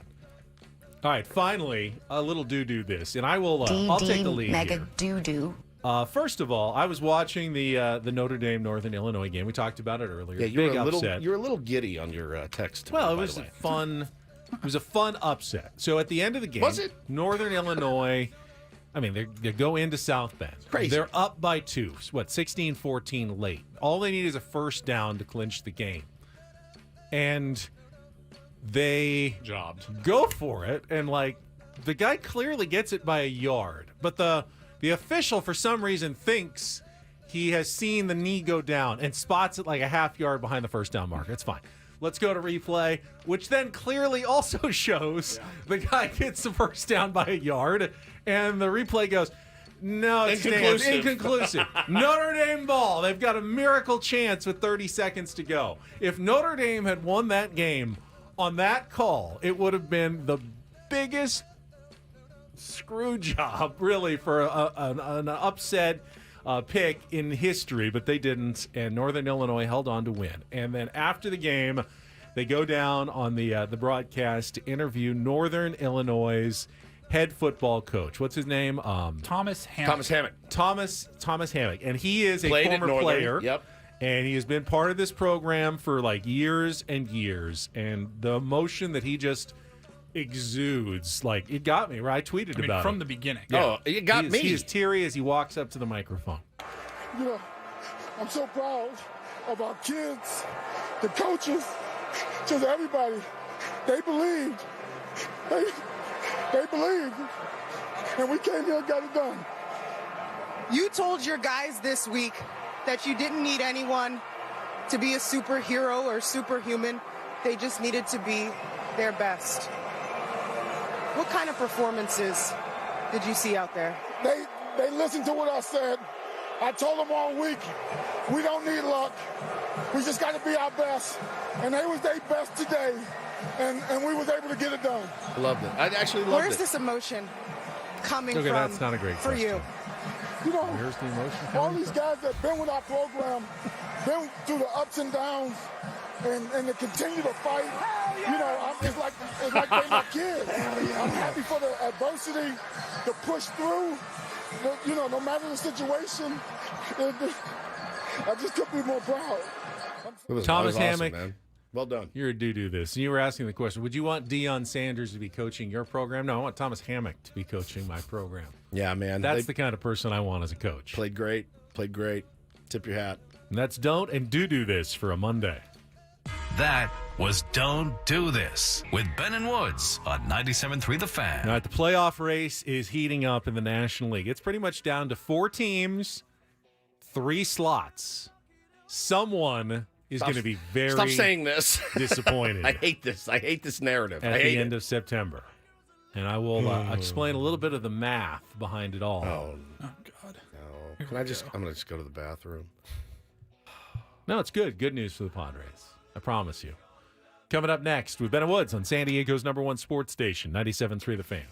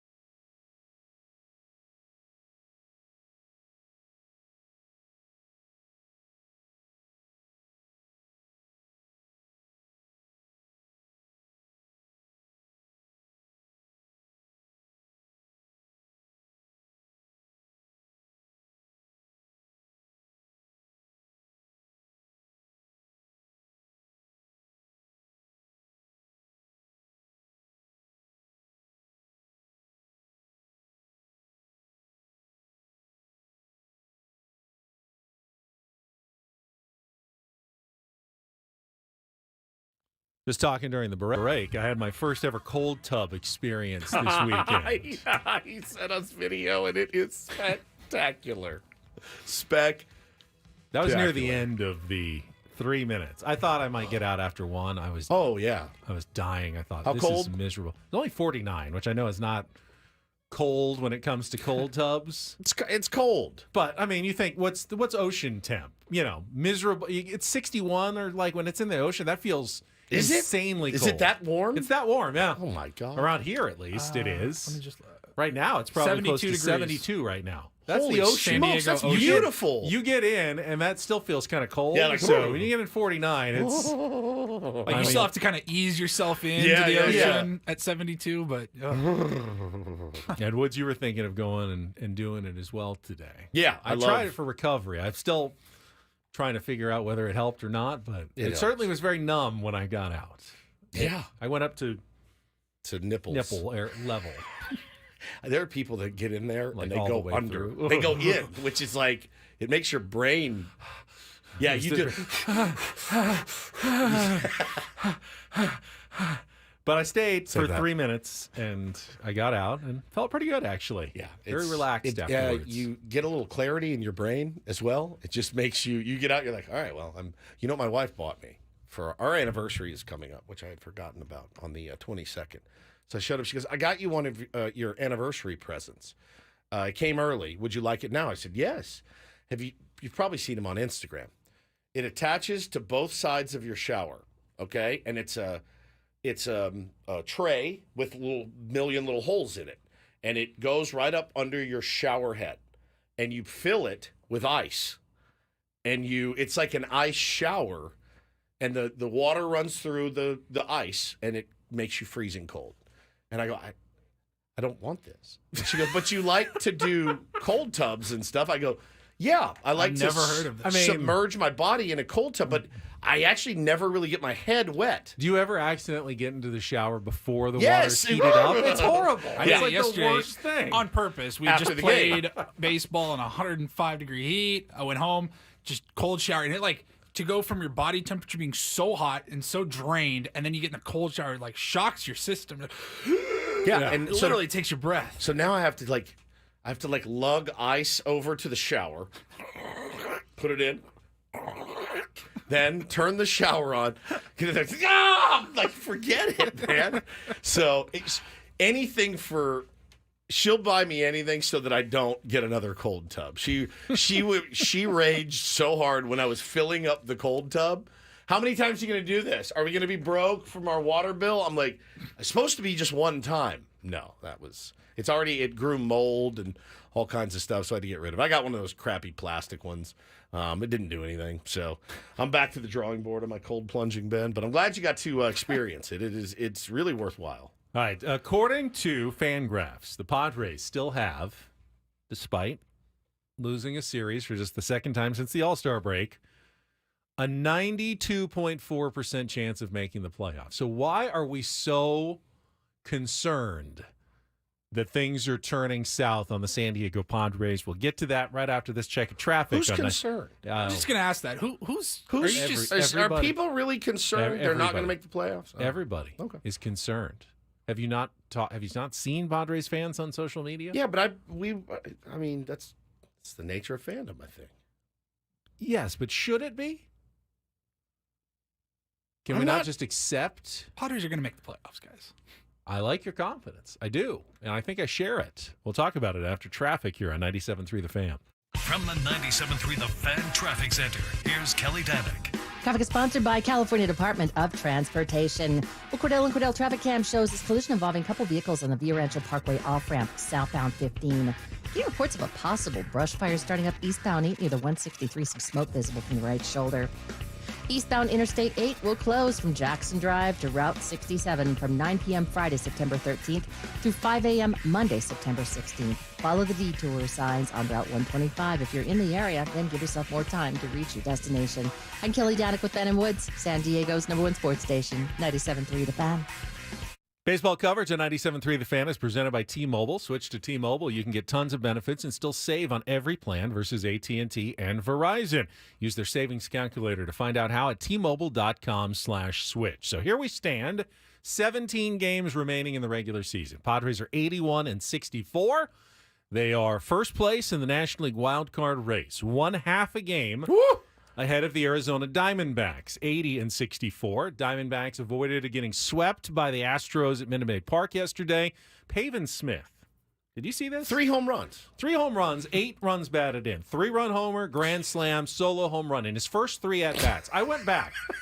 That's 8 RBI. Pavin Smith had 7 RBI from the end of May until yesterday. And he had 8 in his first 3 at-bats in this game yesterday. What a day. Where these guys come through, I have no idea. But the Diamondbacks actually have been struggling a little bit lately. They're 4-6 in their last 10. Padres are 5-5. The New York Mets finally lost. 9-game winning streak came to an end. Thank you, Cincinnati. Reds beat them with 2 in the 9th, 3-1. They are 78-65. They're 2 games behind the Padres and tied with the Braves for that 3rd and final wild card spot. The Braves won in extra innings, 2 in the 11th, to beat the Toronto Blue Jays 4-3 and take 2 of 3 in that interleague series. So after that, the Cubs are 5 back. So it's pretty much down to 4 teams for 3 spots. And I see the concern out there from Padres fans. And there certainly is an absolutely believable, logical way where the Padres can miss the playoffs, even with a 92.4% chance of making it.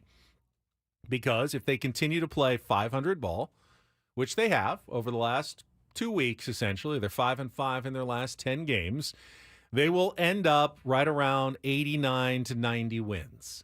Now, that's usually, in fact, every single year that's been enough to make the playoffs in the National League. But the way that the Braves and Mets and Diamondbacks have been playing, those teams don't need to play out of their minds to get to 90, 91 wins. If they play a few games above 500 and the Padres play 500 ball, you could end up 4th out of those 4 teams and miss the playoffs at the end of the year.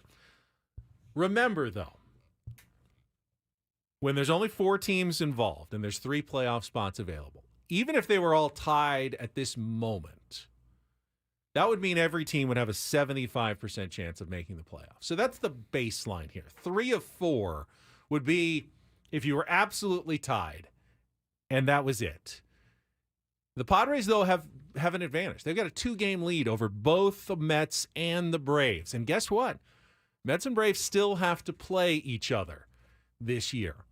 So they can't both be completely hot the rest of the season, which means that the Padres just play decent baseball, not otherworldly baseball. Just keep winning most series. You can even drop a series here or there.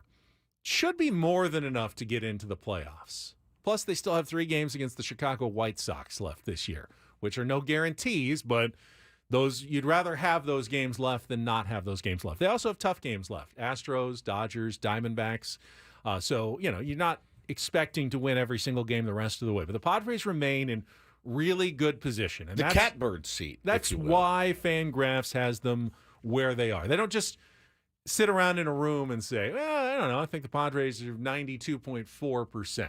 They factor in remaining schedule, strength of team, everything into that equation. And they say, play this season 100 times, Padres should make it 92.4% of the time, the rest of the way. It's a good spot to be in. Better than the other 3 teams. It's I'm not overly concerned, and I think I said last week I'll be really concerned when this team drops 3 in a row, 4 in a row. Now they're on the verge of dropping 3 in a row if they go out and lose to George Kirby tomorrow night. But I learned this. I think it was 2 years ago here on the Ben and Woods program. Remember when we said we did on our Christmas and holiday extravaganza? We did the air your grievances. Remember that? Guy called in. He's like, I love you, Woodsy, but stop telling me how to fan. I'm going to fan how I want. And I went, all right. And I filed that nugget away. And I know I can be guilty of it at times. I tried really not to. Your experience is your experience. I'm going to tell you from my perspective. This team has earned my trust. They've done nothing to lose my trust. I have seen a remarkable effort from this team all year long. I also know the ins and outs of how a baseball season works. And while I didn't say it, it was early back in April, May, and June. It was early. I didn't want that message out there because that message was really pervasive the year before. And it was like, we'll catch up. We'll get there. I wanted to have a sense of urgency, and I wanted the guys to. And they have. Boy, have they ever. They've had remarkable comebacks. They've taken care of business. They've beaten good teams. They've played their asses off. They've had injuries. They've overcome them. They, in the dog days, right after the All-Star break, Benny, they went on a monstrous run. They've earned my trust. I trust them. That's what I'm telling you. That's how I feel. Even in the games that they've lost they've recently, still fought, man. They've been right there. I mean, they had a 3-0 lead in one game, and they gave up a grand slam to lose it in the ninth. I was there. They battled back yesterday. They nearly pulled off the win.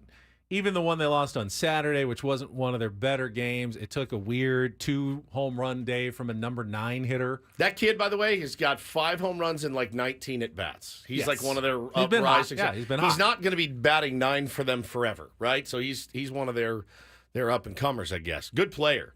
But again, the Kurt Casale one probably hurt the worst yesterday. That was the one that shouldn't happen, but can't really fault Alec Jacob there. Guys out there grinding. He's now your new long relief man, inexplicably, but he is. Guys have stepped up all year. Guys have earned my trust. I trust them. I believe in them. I'm going to continue to believe in them. And I also believe in them for when things get to the postseason. When the Padres have to win a game and they're putting their best bullpen forward and their best lineup forward in every single game, I still believe they're going to be very hard to beat under those circumstances. Now, they're not going to win every single game. It's baseball. But they've put together what we said on the roundtable last week, a team that doesn't have any glaring weaknesses and has a lot of strengths at this point. The biggest weakness right now is the injury at shortstop and what they're going to do. We talked about that. They may address that by tomorrow in Seattle with some changes in the lineup. But for the most part, the pitching rotation is in a good spot. The bullpen is in a really good spot. And you can be concerned about the pitching rotation, certainly. And you can be concerned about, not getting a ton of length, the weird things that have happened with Dylan Cease, his start a couple starts ago where he comes out and walks 2 guys and they end up scoring and they got him off the hook that game. You can be concerned about his start on Saturday. You can be concerned about Joe Musgrove's weird, whatever that was yesterday. Sure, I think it's okay. But there's also enough positives in there that should get you to kind of even it out. None of the pitchers, including Cease, are showing signs of velocity dipping or all of a sudden their pitches just aren't sharp. They've thrown some down the middle that have been hit. That's baseball. That's going to happen. But there are no obvious signs of giving ground. There's no obvious signs that they've run out of gas and there's nothing left in the tank for the end of the season. Michael King looks great. Yeah, a little concerned about Yu Darvish and how quickly he's going to get back. Tomorrow will be an important day, I think, for Yu Darvish. He's had one start. But he's only had one start coming back. And, I still have a lot of faith in where this team is going. As do I. And I do think they will make the playoffs. I'm not overly concerned about it. Like I said, I'll get concerned if they start to really hit the skids. And, look, the thing that probably made me the most concerned was Jackson Merrill fouling a ball off his knee. And when he hit the deck, I went, oh, God. And I absolutely, he played one more inning in center field. And I was talking to Buddy, and they go, well, he's young. He needs to start. I go, not against Logan Webb, he doesn't, who's going to be riding that 2-seamer in on his hands all night. He's going to do it again. The right time to give Jackson Merrill a night off, I think, was Saturday. But, yeah, we will still get into that game and more as well. All right, coming up in our 8 o'clock hour, we'll talk with our friend in-season Sammy Levitt's going to be with us. We got concert tickets to give away. Don't go anywhere. More Ben and Woods coming up on San Diego's #1 sports station, 97.3 The Fan.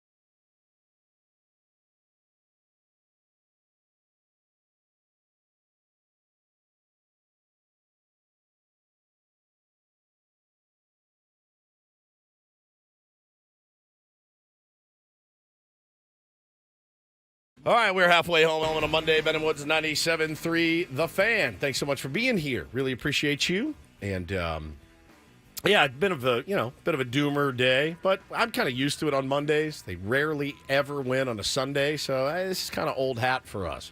I'm Woodsy. That's Paul Reindl, the executive producer. Benjamin Higgins, your friendly neighborhood sports anchor, joins us as well. And our buddy Fritz in the chat said, the more you tell me not to worry, the more I worry. I'm not telling you not to worry. I'm telling you I'm not worried. You feel free to do what you want. This is America.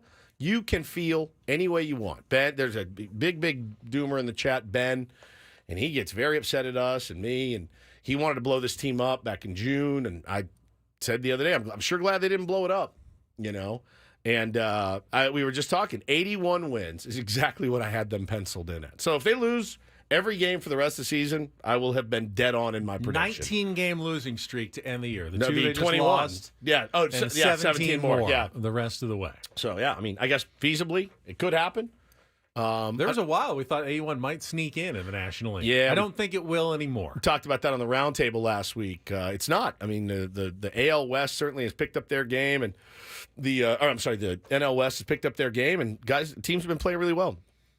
But again, you're in a good position to where you're not begging for, like today. Like you're not in a position where you're like, oh God, I hope the Marlins can go out and beat Paul Skeens today. You know what I mean? You're not in that position. We have to. Pittsburgh's ahead of us. No, we're not there yet. So let's just keep grinding. Try to stay positive. I know it's hard. But man, such a long season. Again, they've earned my trust immensely this season. So that's my personal philosophy is they've shown me enough to know that this team has some really special qualities about it. By the way, the teams you are cheering for today, the Blue Jays, who host the Mets tonight, the Reds, who visit the Braves, coming off their win over the Mets yesterday. And if you want to cheer for the Cubs, they're in L.A. to take on the Dodgers, although with a 6-game lead now. Dodgers are cruising. Dodgers are pretty much set to win the NL West at this point. That would take an epic collapse for them not to win the division with a 6-game lead. Even with the 3 games the Padres have head-to-head, you're asking a lot to catch up 6 in 17 games over that stretch. For sure. It's probably out of reach at this point, so don't worry about it. The D-backs are off today. They will open a series against the Texas Rangers tomorrow, who have been decidedly mediocre in the defense of their World Series title, but are getting DeGrom and Scherzer back this week. So, who knows how they'll look, but Verlander didn't exactly look great against the Diamondbacks yesterday for the Astros. Yeah, he got shelled. The other thing that gives me a little bit of hope is I think about last season, and I think about what the Texas Rangers did and how they essentially limped into the playoffs. Just limped into. And look what happened. I mean, they limped into it. And there was a time, I would say if you went and pulled audio from this week's date in Ben and Woods history, there was some segment of us going, I thought Bochy had these guys ready to go. I thought that was infallible. These guys were going to make a run. Well, remember, the Padres swept them right before the trade deadline, and things started going south the rest of the way for the Texas Rangers. And they lost out right at the end. They were going to win the division. They lost that, had to go to the wild card series. Yeah, dude. They were right for a quick 2 games and done in the playoffs after everything we had seen in the regular season. I mean, their bullpen was imploding on the daily, and it was just like, oh, my God, they are going to choke this thing away. And, well, I mean, we all know what happened. So if you want to lean on past, examples, there's a pretty good one. So I'm not overly concerned at all. And, in fact, I'm still very hopeful. And, again, there no moral victories, man. Results-based business. I don't like to lose at all. I don't like to lose by 1 run. I don't like to lose by 10. I hated losing that game yesterday. Hated it. But I was like, oh, hell yeah, man. Way to make it at least exciting. And that's what's gotten me fired up. Friday morning, I was feeling like this team should make the playoffs. They should win their first round. Quite frankly, this is a team that should probably be in the NLCS. Yeah, man. This is how they have been playing for most of the season, certainly in the second half. That doesn't change losing 2 out of 3 to the Giants. It just doesn't I hated it. I didn't like it either, but I didn't like, I don't like the losing. Season's not over. I don't like losing to an inferior team, but you get your opportunity to rectify all of that when you go to San Francisco this weekend.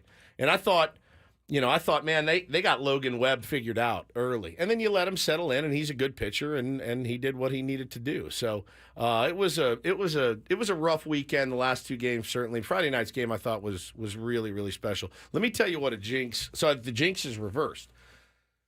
So I went to the game on Thursday, as you know, right. Went down and saw the most brutal loss of the season, one strike away. We had tickets for Saturday, and Hannah goes, "What do you want to do?" And now I had been downtown. I went downtown Thursday for the game, went downtown Friday, jumped on the DSG's podcast with them. We went bowling as a family. We had a great, great night. She goes, "You really want to come down here for a third night in a row?" I go, "Sell them. Sell the tickets. I'm a jinx anyway.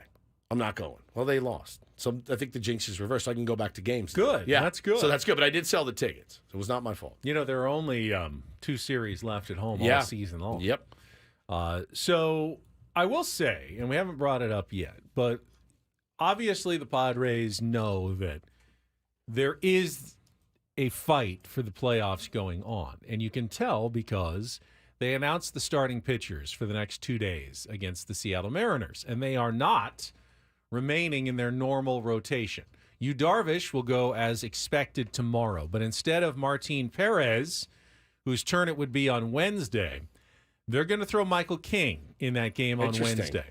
Instead of giving him another day off, which would be an extra week because there's days off on Monday and Thursday, and they could wait to pitch him on Friday again, go another full week between starts, they're going to go ahead and pitch him on 4 days rest and throw him on Wednesday to potentially get him an extra start at the end of the season if they need it. Now, they've been very careful with Michael King. He's already over his career high in innings pitched, and they've given him some extra opportunities for rest. But he continues to throw well. He threw really, really well on Friday, looked fantastic, and I think to me this is a sign that the Padres are taking some of the shackles off Michael King and going, okay, this is it, buddy. Rest of the way now. Let's roll. We're going to be rolling with you. Yep. Pretty much every 5th day because you've been one of our strongest pitchers, and we need you on the mound at this point. You've been strong. We trust that you can stay strong, and we're going to be leaning on you now in September and hopefully the postseason. So they like what they have in Michael King, and it's time for Michael King to go at this point, and he will start on Wednesday in the second game of that series in Seattle rather than wait until Friday. Yeah, that tells me there's a bit of a sense of urgency there as well. I agree. So I like that, being aggressive. But they continue to play the way they played all season long, Ben. I find it really hard to get super worried and bite my nails. And there were some positive signs this weekend as well. Luis Ariz, who had been fine, hitting 280 for a while, whatever it was, looks like he's getting back into being that Luis Ariz, you can't get him out sort of guy, back-to-back 3-hit games. I think he's hitting over 400 now over the last week or so. And to have that, at the top of the lineup, just line drive after line drive, that's a nightmare for opposing pitchers. And I can't believe we've gone this long without saluting show best friend for life, Manny Machado. Tying Nate Colbert for the all-time Padres home run lead with his 2-home-run game on Friday night, 162 and 163. Manny gets there, a record that has stood every day of my lifetime. 1974 was when Nate Colbert hit his 163rd home run. And, I was born. That was the record. It has been the record every day. And now Manny shares it. And the next time he hits a home run, he will set a new Padres all-time home run record. I also saw that home run that tied the record. How did Jesse phrase it? It was also his one. It was the same. He had hit 163 with the one more Padres home run than he had with the Baltimore. Orioles. Right. Yeah. He had 162 with the Orioles, and now he has more with the Padres. Yep. And he'll be remembered at the end of his career as more of a Padre now than an Oriole. Yeah, I think that's fair to say. Yeah. Yeah. Like Dave Winfield, while he's in the Padres Hall of Fame and in the Hall of Fame as a Padre, I think most people around baseball remember him as a Yankee, not as a Padre. Yeah, Manny's a Padre. But Manny, I think, in the long run, will be remembered as a Padre who got his start in Baltimore. Correct. No one will remember him with the Dodgers. No one. I've already forgotten. I did too. So congratulations to Manny Machado. So weird. He was there for, 4 months? Yeah, it's wild. And by the way, his numbers at the end of the season are once again going to look very Manny Machado-like, despite the 2-month slow start to begin the year. Manny Machado is now sitting at, how many home runs does he have? 25, 24?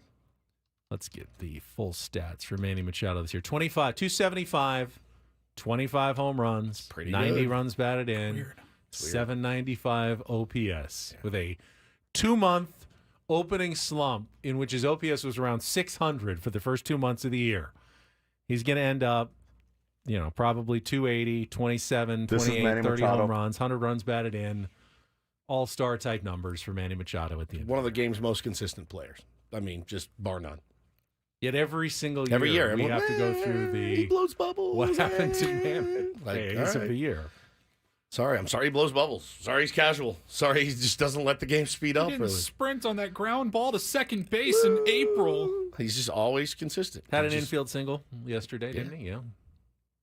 Always there. He knows when he needs to run hard and when it's probably pointless. Yep. So, congratulations to winning, Manny Machado. Losing the battle sometimes to win the war. That's it. I agree. It's something I don't do. I just always fight every battle. So I just never win the war. But I try to fight every battle very hard. It doesn't work for me. I think it's a bit of an uncomfortable conversation, but I do want to talk about the Tyreek Hill situation just a little bit. I know it's a big story probably everywhere else. What happened? I mean, what happened? We don't know for sure That's the thing. What are we talking about until we have all the facts? But I think in general, let me talk. You know what I want to talk about? The reaction already to the Tyreek Hill situation. Because everyone's kind of jumping one side or the other, and we don't really know what happened here. But I want to talk about it, and it was the big story in the NFL yesterday. We have Sammy Levitt coming up at the bottom of the hour, so we'll do that when we come back and talk a little bit about the Tyreek Hill day and what happened yesterday in the National Football League. Lots to get to still. Don't go away. More Ben and Woods coming up after traffic here on 97.3 The Fan.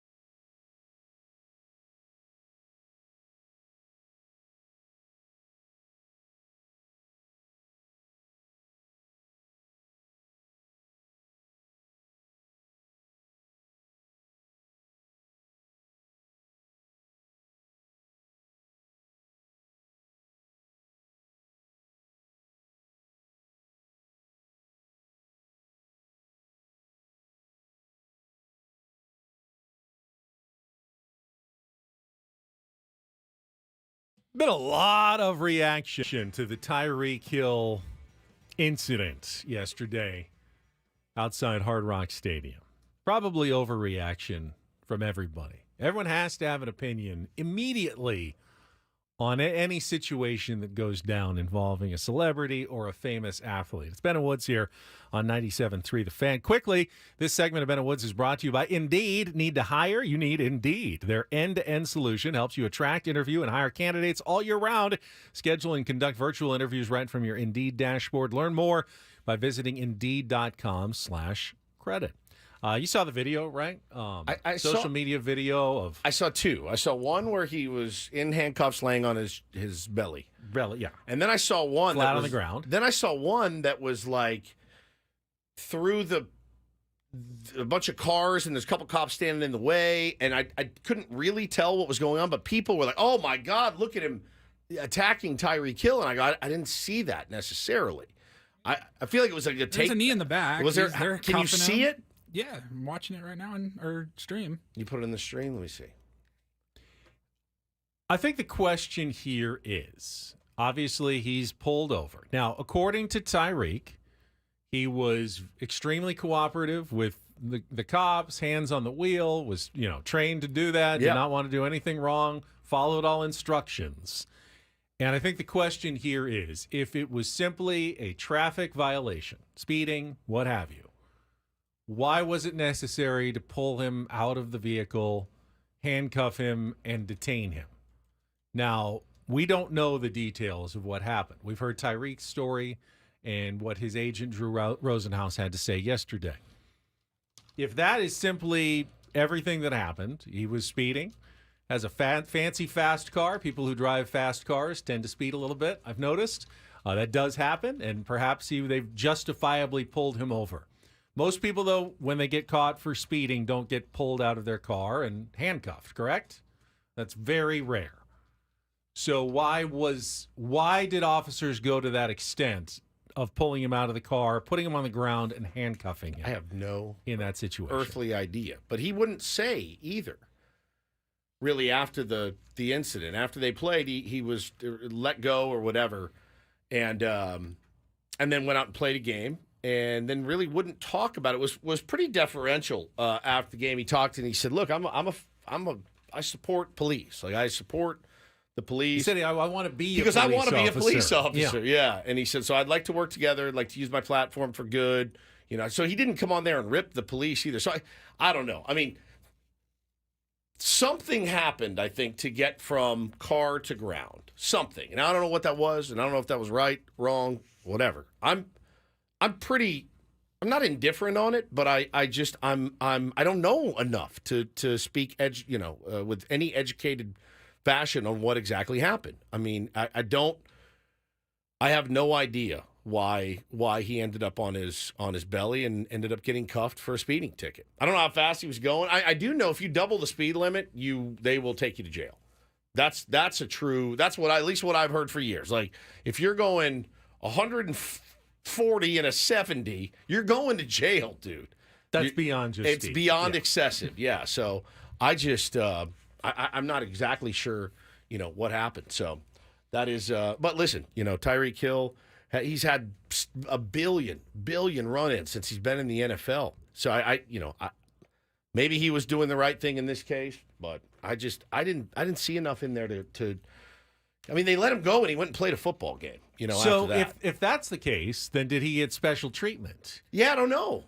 You see, that's what confuses me. Either they should have arrested him. He was doing something, like you said, if he was doing something so incredibly reckless that he deserved to be arrested, then either he received special treatment by being allowed to go free and go play in a football game.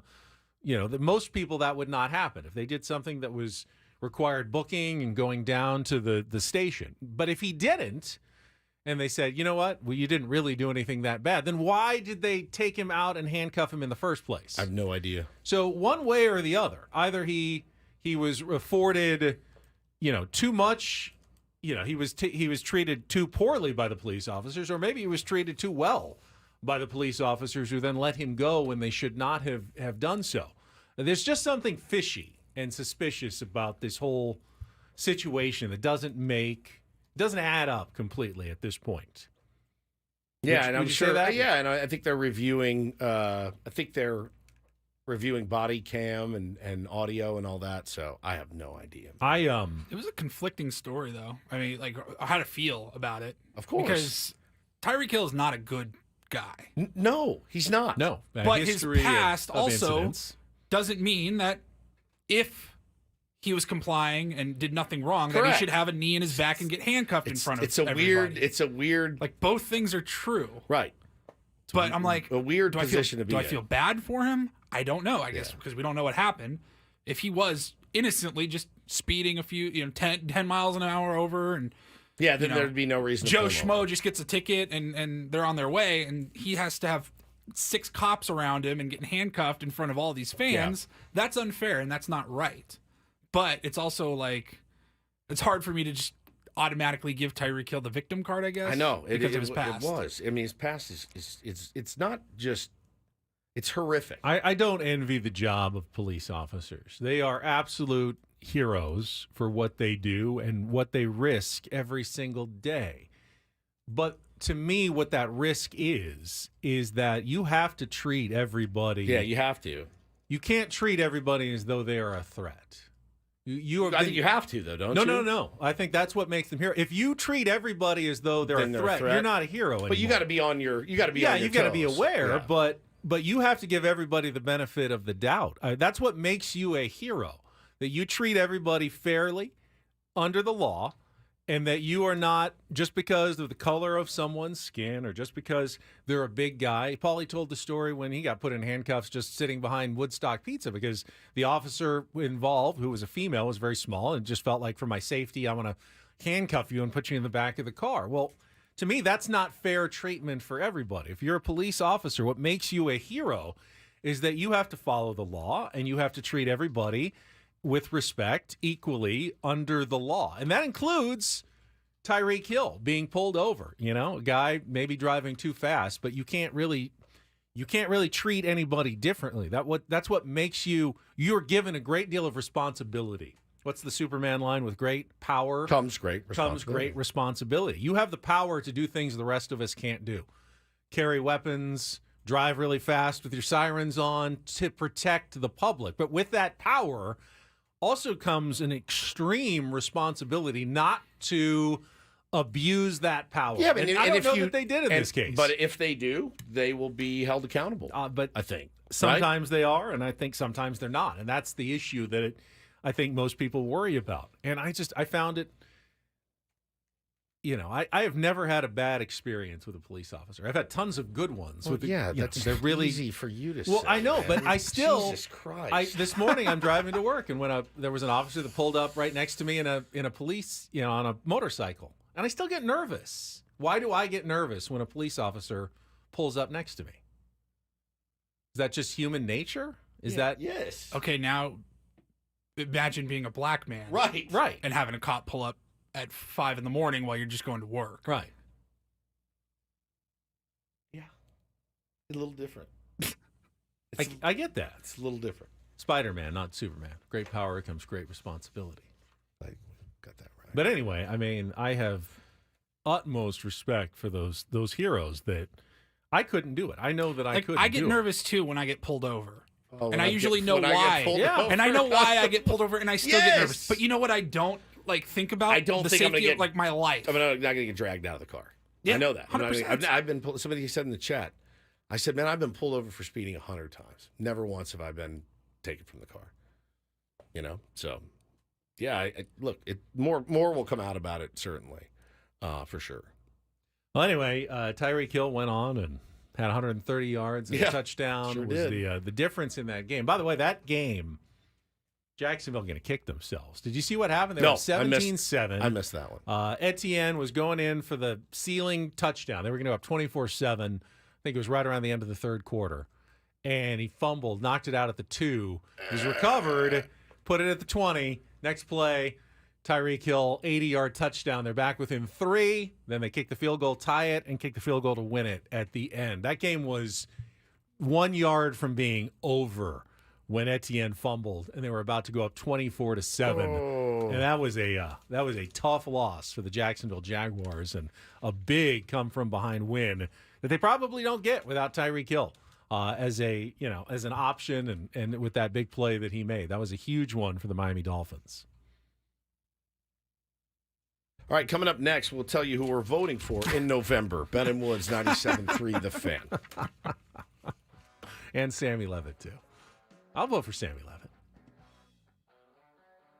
Next on The Fan.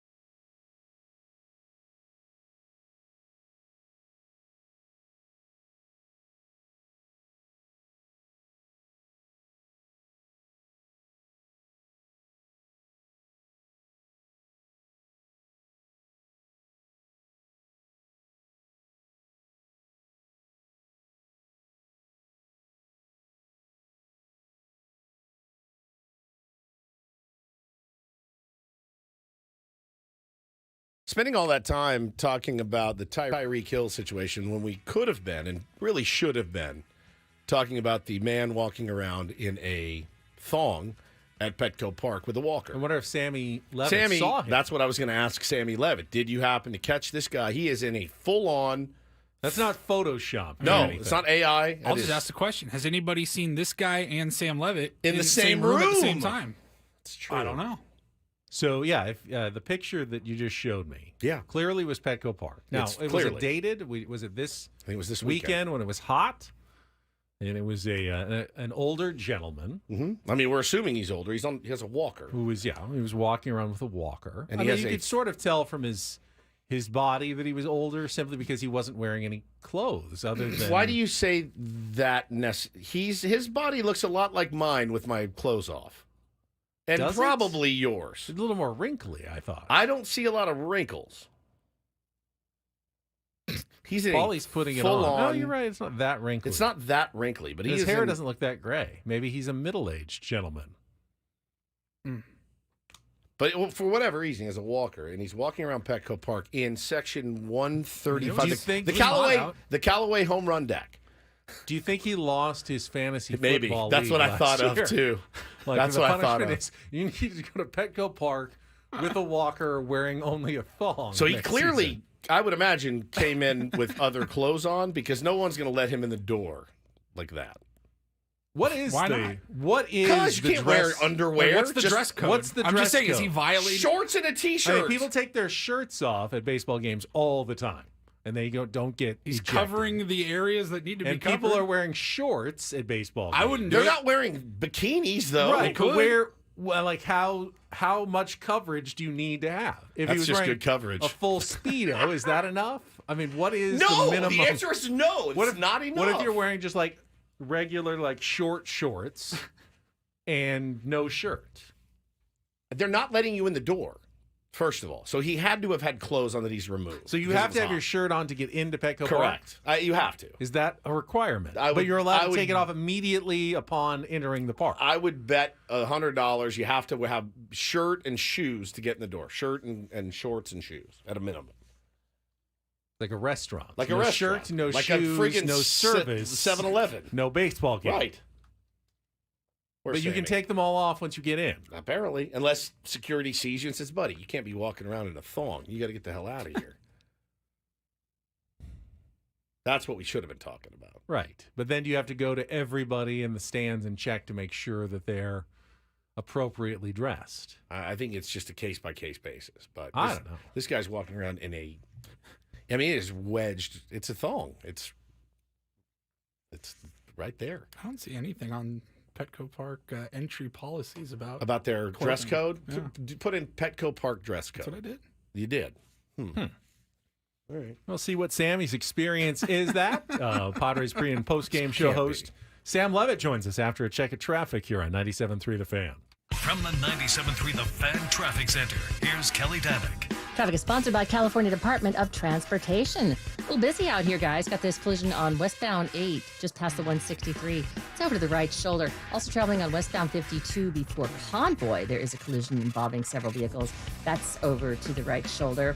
Collision on the southbound side of the 15, right past Bernardo Center. That is over to the right shoulder. We've also got a crash southbound 5, just past Tamarack. A couple vehicles involved there in the center divide, partially in the HOV lane. And getting reports of a collision on eastbound 78 before Twin Oaks Valley. That's just been moved out of lanes. Eastbound Interstate 8 will close from Jackson Drive to Route 67 from 9 p.m. Friday, September 13th through 5 a.m. Monday, September 16th. Follow the detour signs on Route 125 if you're in the area. Give yourself more time to reach your destination. I'm Kelly Danick with Ben & Woods, San Diego's #1 sports station, 97.3 The Fan. All right, let's go out and joined by Sam Levitt, who is our EcoWater SoCal Padres pregame show and postgame show host, was at the steamy Petco Park over the weekend for the series against the San Francisco Giants, and we'll be back in action tomorrow as the Padres hit the road to take on the Seattle Mariners. Sam Levitt, good morning. Hey, guys. Good morning. I was told I wouldn't need air conditioning in Pacific Beach. Yeah. Apparently, that was not all the way correct. No, it's been very, very steamy here in PB. Yeah, I got told that when I moved here, too. Oh, you live by the coast, you'll be fine. I'm not, in fact, fine, Sammy, and I'm sure you're not either. By the way, I heard the conversation about what apparently was going on at Petco Park. You missed it yesterday. I did not see that gentleman, so I missed it. I did see a couple of people, with their shirt off, I guess working on their tan at the ball game. But, it is interesting as somebody who, didn't grow up here but has now lived here for, 2.5 years or so. I don't know. Does San Diego, is no shirt, no shoes, no service? Does that actually exist here? Because I'll tell you, you walk around PB on a day like this, you'll see a lot of, people running, shirts off and shoes off, and, you never know what you're going to see. So I feel like the rules are different here, maybe. Well, and I've got the code of conduct here. The San Diego Padres and its contracted service partners are committed to ensuring a safe, comfortable, and enjoyable ballpark experience for all guests. Team members will be proactive to ensure the following. The progress of the game or event is not disrupted by guests' actions or by unauthorized persons accessing the playing field or restricted areas. Inappropriate or indecent clothing does not detract from the guest experience. So that's to security. Security needs to be on the lookout. You can't walk around in a thong at Petco Park. I thought sounds subjective. It does, and it shouldn't be. I think that is. He didn't look like he was trying to be disruptive. Looks like he was waiting in line to go to the bathroom. It just looked like he might have been really, really hot. You have to be so hot to strip down to your thong at a baseball game. At a baseball game. True. If you're listening, sir, 833-288-0973. I'd like to talk to you.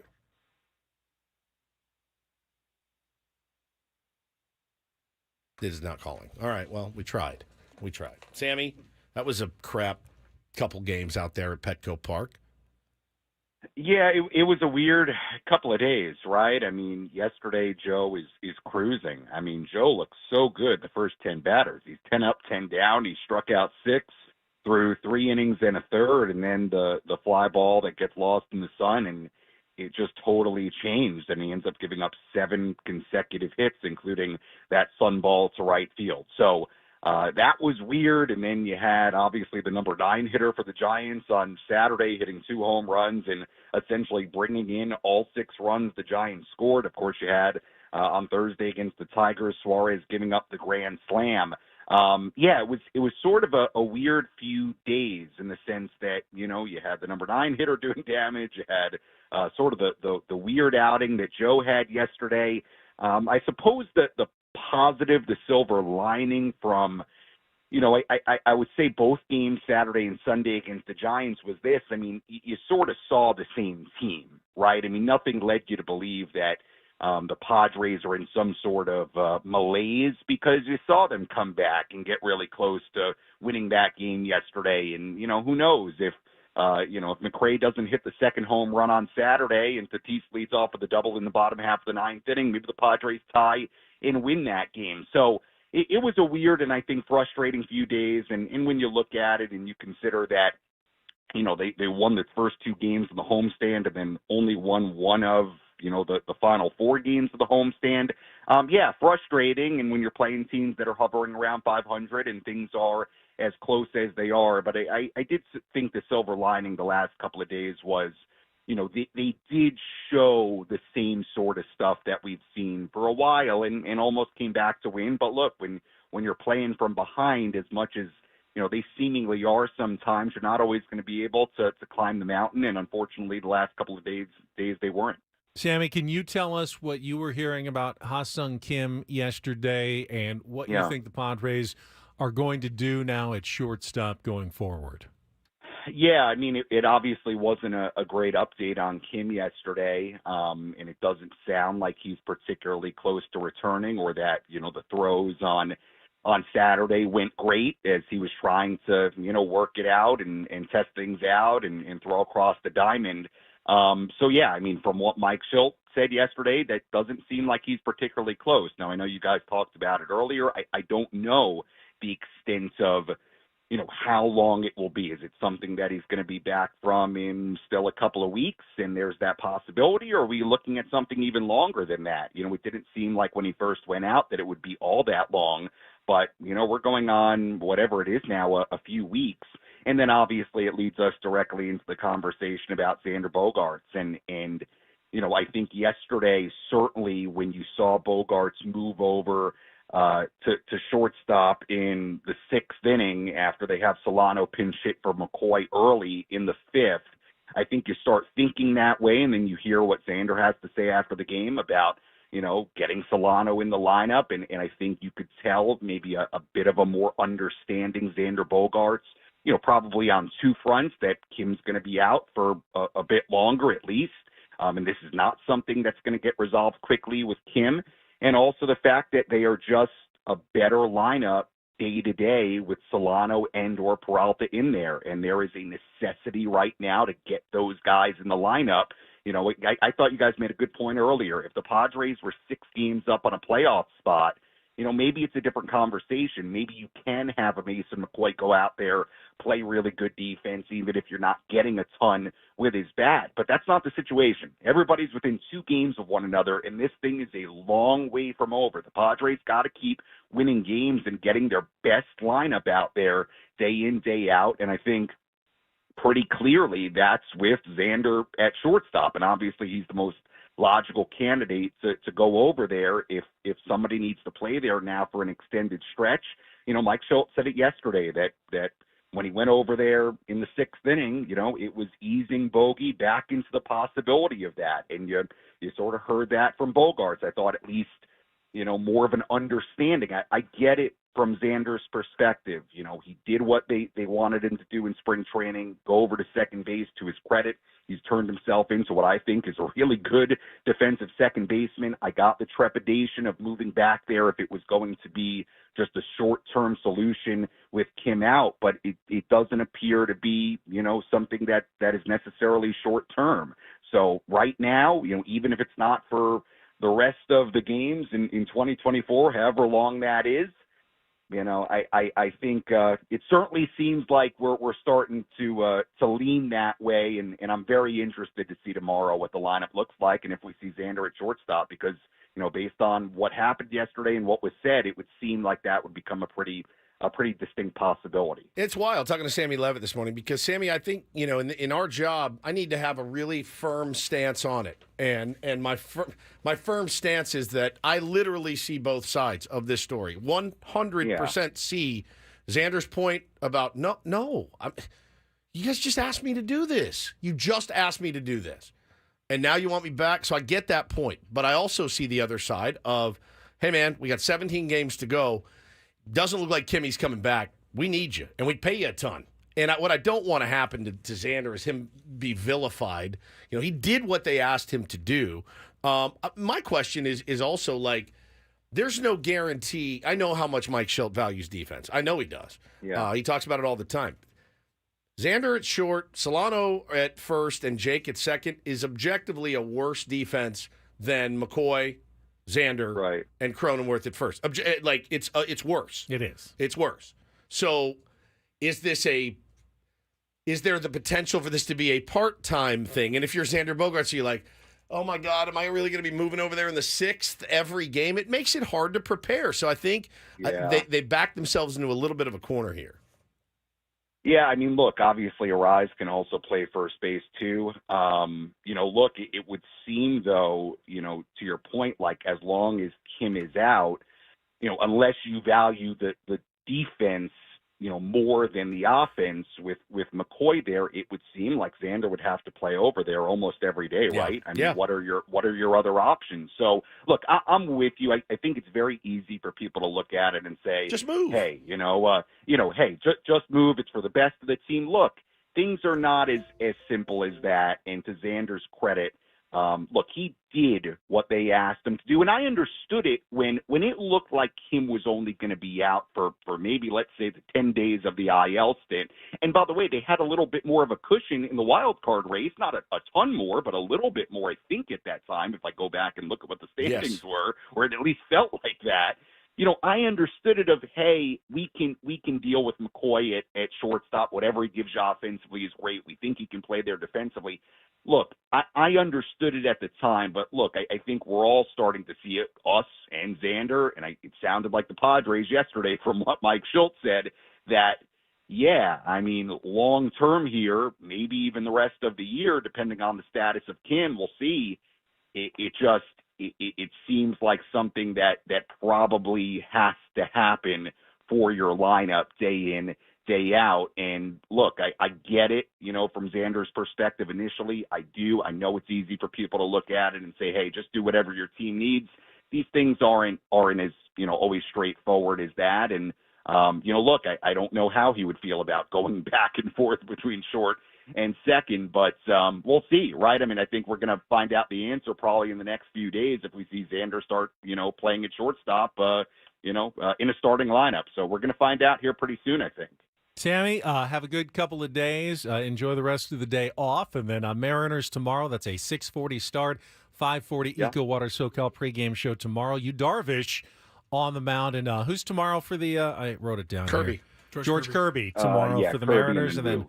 Brian Wu against Michael King, who's moving up a spot in the rotation to pitch on Wednesday in that 2-game series. We will hear from you tomorrow. All right, guys. Thanks so much. Sam Levitt. Sam Levitt, our pre- and post-game show host. The one guy we haven't really mentioned in the show today, I think briefly brought it up, but Jackson Merrill took that foul ball off the knee on Friday. And he has done so much this year. Obviously, that's one of those moments you go, oh, no, how serious is this going to be? And I'm sure it was paining him. But he came back and pinch hit on Saturday and then was back in the lineup and hit the home run yesterday. We've learned what about Jackson Merrill so far this year? He is adaptable, moved positions, learned it quickly. But he likes to try shortstop. Confident. He is energetic. Has he ever played shortstop before? And now, he is remarkably talented, great bat-to-ball skill. He has a power element to his game. He's speedy. We have now learned he is also tough. Tough. He's got toughness as well. I mean, he has been the whole package for the San Diego Padres this season. Hi, this is Jackson Merrill. Hi, Jackson. 21 years old. 21. Love you. Team leader. Every hurdle that has been placed in his way, he's not only cleared the hurdle, room to spare. I mean, the guy is flying down his rookie season. All right, we'll come back. Paulie's got a Reindl Report. Emotional moment last night at Snapdragon Stadium. He'll have more on that when we return on San Diego's #1 sports station, 97.3 The Fan.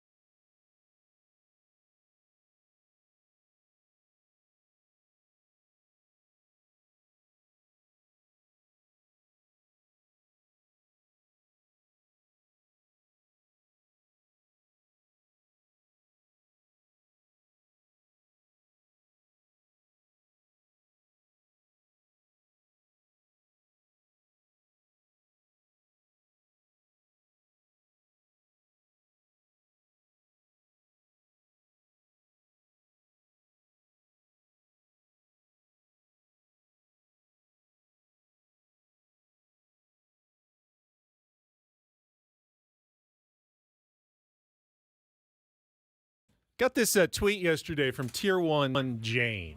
Said, I bet it really made Bob Melvin feel good, making life miserable for the organization that kicked him to the curb. I thought for a second, I don't know that Bob Melvin has any reason to harbor any animosity toward the Padres organization. You're a sweet kid, man. You're a real sweet kid. I don't agree with that at all. You're a real sweetheart.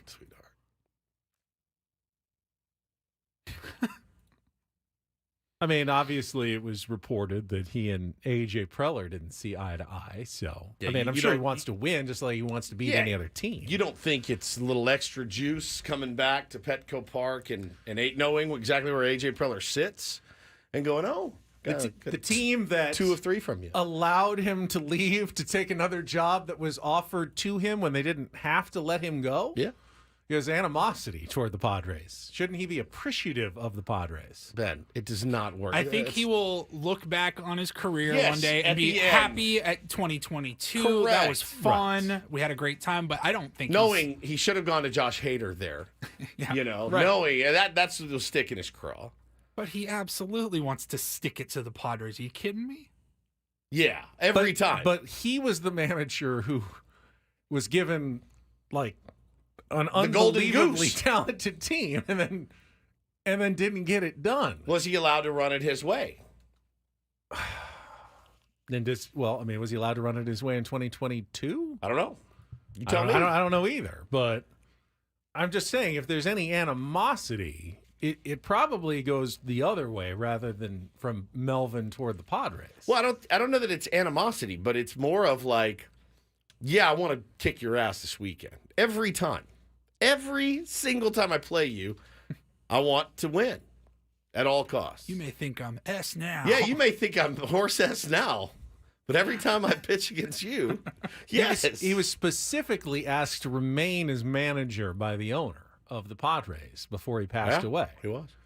But then he And got things that- were so bad that he had the foresight to go, this is not going to work. Johnny goes, does Ben have any enemies? The answer is no. He doesn't know what an enemy looks like. An enemy could be punching you in the face. Be like, well, I mean, you did need to get some aggression out, and I understand that. You did have a rough day, and I'm like, it's okay. It's okay to be pissed off. But again, he wasn't fired by the Padres.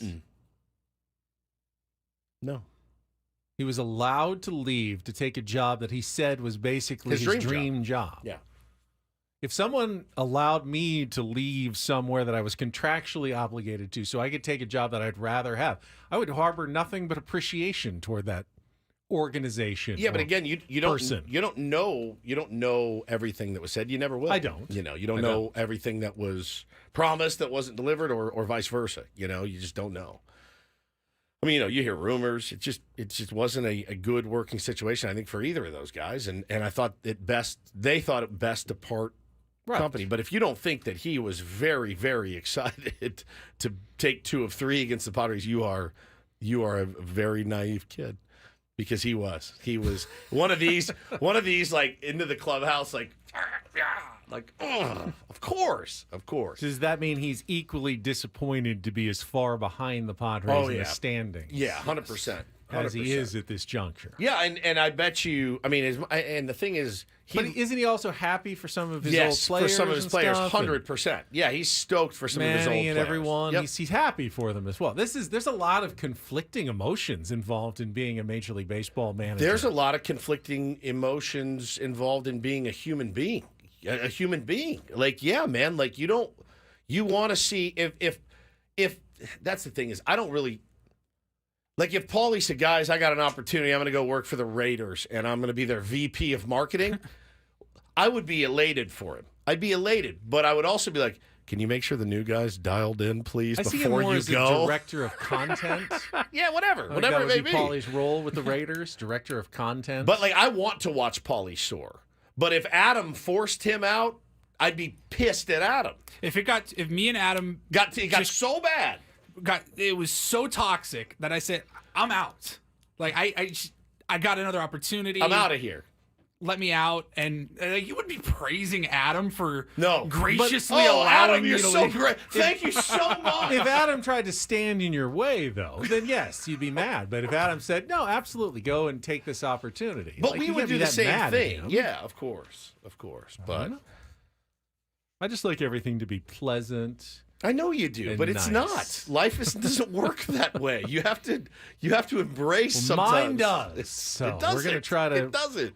try to keep that ethic around here. Pleasantness. Do you have a pleasant Reindl report for us today, Paulie? I think so. Make it pleasant. Semi-pleasant. Yeah. And get things started here with our today's edition of the Reindl Report. Now tuned into the greatest. Welcome to the Reindl Report with Paul Reindl. Hi, Paul. All right. 2 stories from the world of sports that we haven't gotten to yet. We'll start off in Major League Baseball. And 1 story that you didn't know you needed. Are you laughing, biatch? It's the Reindl Report Hey, Paul, how you doing? Okay, how are you? on 97.3 The Fan. Are you ready to bless the mood? I need some help, please. That was good. Can I get a yeah? Oh, yeah. All right. All right.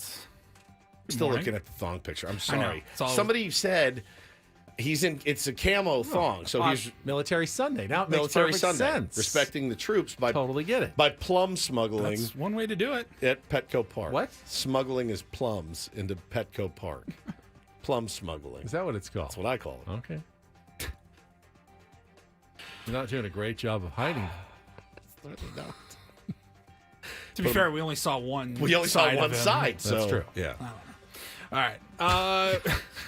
It's so hard to transition from. It is from plum smuggling. Yeah. So we will we'll give it a shot here. We had some news this morning here locally. San Diego Padres have announced that Manny Machado was named their 2024 nominee for the Roberto Clemente Award in Major League Baseball. We have MLB Network on here in the studio, and every half hour they keep showing all of the different nominees from all the teams, all the divisions, and I go, did I miss something? No, it was announced today. That's why they're talking about it. So the Roberto Clemente Award, presented by Capital One, it's the recognition of a player from each team who best represents the game of baseball through extraordinary character, community involvement, philanthropy, and positive contributions both on and off the field. What a turnaround for one Manny Machado, I think, in his career. Is this the first time he's been nominated? I'm not sure. I wouldn't be surprised if it isn't. Just trying to look at the history of the Padres nominees. He's a good guy. Yep. He's done a lot of things in the community. A lot. Padres Foundation. Did his Manny Machado camp this year. It was so cool at that camp. Yeah, It the was so Padres special. said in their press release, since his arrival in 2019, Machado has been one of the most active and involved players in the community. In 2023, he has taken his commitment to the next level as a means of carrying on the philanthropic and caring spirit of late Padres owner Peter Seidler. This included immediately jumping at the opportunity to participate in the newly created Peter Seidler they misspelled it. Peter Seidler Legacy projects, and specifically devoting himself to a cause that was near and dear to Peter's heart: homelessness. Yep. Yeah. Look, that's our guy. Now, I saw that Jackson Merrill was nominated for the Heart and Hustle Award. No brainer. Heart and hustle. No brainer. Oh yeah. He could win the whole thing. Yeah, he could. As could Manny win the Roberto Clemente Award. You can go Wouldn't be online and surprised. vote for Manny Machado to win. Oh, can you? They will pick one winner out of all 30 teams. Every team nominates somebody. It will be announced. You have until September 29th to vote. MLBtogether.com/ It's not just Clemente fan Award. vote's a small part of it. I'd imagine that there's other factors that go into it. It's not simply a popularity Yeah, it contest. says the winner of the fan vote will count as one vote among those cast by the Blue Ribbon panel. Right. It could be a tiebreaker. Can't hurt to vote. Nope, can't hurt to vote. All right. Emotional scene yesterday at Snapdragon Stadium. We talked about it last week. The pretty surprising announcement, I guess. Nobody was expecting it when it happened, I think, on, was that Wednesday or Thursday? Thursday morning. Alex Morgan hanging him up, retiring. She announced that Sunday would be her last game. I saw that it was all over the CBS Sports Network last night. It was 5 everywhere. p.m. They showed it on CBS Sports Network, on ESPN2, on Paramount Plus, on KUSI. It was the first time a women's soccer game had actually been simulcast on multiple networks at the same time. It's awesome. Yeah, I said it last week. I'm going to regret that, didn't go down to wave practices and cover the team a little bit more, knowing that one of the greatest ever is right here, 2 miles away from where our radio station is. Never had her on the show. It's a bummer, but I did see she gave a very touching speech yesterday after the game, and I wanted to play a little bit for you guys right here. You push me to be my best self every day. You push me to be the best soccer player, to be the best mom, to be the best person I can be. Just showing up every day, supporting me, encouraging me, challenging me, criticizing me at times. I just thank you so much. I know people have come here with 3 days notice from Alaska, Massachusetts, can't even say that, Colorado, Florida, honestly, all around the country, and just thank you.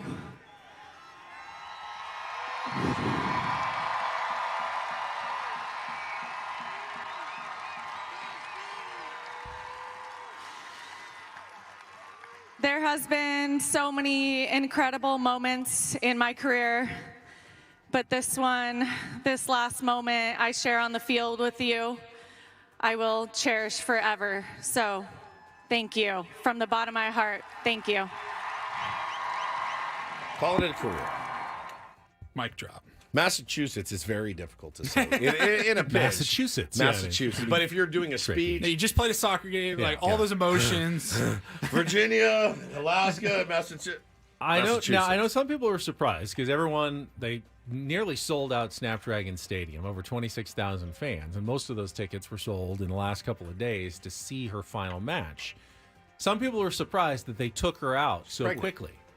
And it was really hot out She's there, pregnant. too. And, she played. They're lucky she didn't come out for the ceremonial kickoff and then run off the pitch. She played 13 minutes, number 13. They took her out in the 13th minute. Perfect. And that was fine. I'd only wish, the only wish was that she could have scored a goal. 100%. And she had a chance. They had a penalty kick, 9 minutes in. And she hit it hard, just goalie guessed the right way and jumped and got a hand on it and stopped it. And it would have been her first and only goal of the season, and it got in. It's like such a bummer. I mean, she's one of the leading scorers of the league every single year. And then this year, for some reason, just the Wave are snake bit this year. Yep. And you would have never guessed that Alex Moore, and obviously she had some injuries earlier in the year, but to not score all year long, oh my goodness gracious. Wish she had gotten that one. Me too. But tip of the cap to one of the greatest, Alex Morgan. So. We'll wrap it up here. Some more surprising news yesterday. I woke up and we had the Super Bowl halftime show announcement that I know it always happens early in the season. I just wasn't expecting that yesterday. I woke up and saw that Kendrick Lamar announced that he will be performing at the Apple Music Super Bowl halftime show in February. It's in New Orleans. Is this announcement early? I thought it felt a little early, too. I thought it was usually around within the first November or December, I thought. Oh, I thought it was always in the first, 3 to 4 weeks of the season. So maybe a little early. I think they should not say it all. I think it should be a complete surprise. There's no way until that would halftime of the Super Bowl. I know. There's no way. I know, but wouldn't that be an amazing moment? No one knows. Nobody until knows. Halftime starts. And now, ladies and gentlemen, Super Bowl 59's musical performer, and then someone comes out and everyone goes crazy. Dan. You can just get an old flip phone and cancel any and all television and just live under a rock forever until February.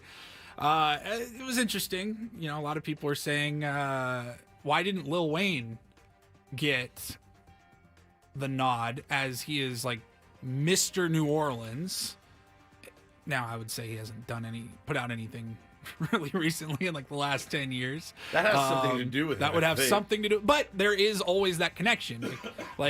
Kendrick Lamar was just part of the halftime. She wasn't the headliner, but he was that one in LA a couple years ago. My son was very excited because he said last time he did it, he dropped a new album around it. So he's expecting new Kendrick Lamar sometime around the Super Bowl. Probably. Capitalizing on the hype. It's usually how it goes. Now, how does Drake feel about this? Well, everybody Not was quick great. to point out that in one of Drake's recent singles, he had a line. I'm paraphrasing here, but the line was, "How big am I? As big as the Super Bowl," or something like that. And then for Kendrick Lamar to now get the nod for the Super Bowl was interesting. I think our buddy Matt in the chat absolutely just knocked it out of the park with his take. They announced it early to head off any Taylor Swift speculation. Oh. That is actually a really brilliant take. It could definitely happen because you've been inundated already after 1 week of Taylor Swift and Jason That was Kelce. before Travis week one, Kelce. even. Yeah, before. Yeah. I like that. Kendrick's one of those guys that I want to like, and I've tried.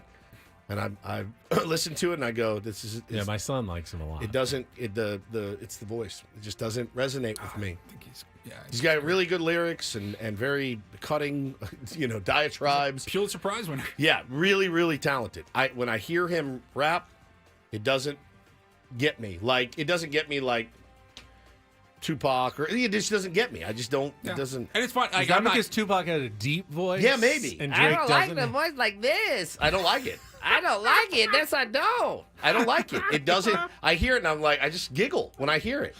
That is what it sounds. It's exactly what it sounds like. It is. There's no reason Now why. you listen, Ben and Woods. And it's just funny. I can't stand it. There's music. I'm sure there's music that you think is amazing. Sure. And then me or Ben hear that and we go, I don't get it. And it's just funny. Yeah, you can just hear the same song and react totally differently. It actually enrages me when I hear it. I get that feeling of like, But if it was, I would listen to Ben and I want to Wood, listen to you Ben. would like that. Yes, That's- of course. That's not really fair. Of course.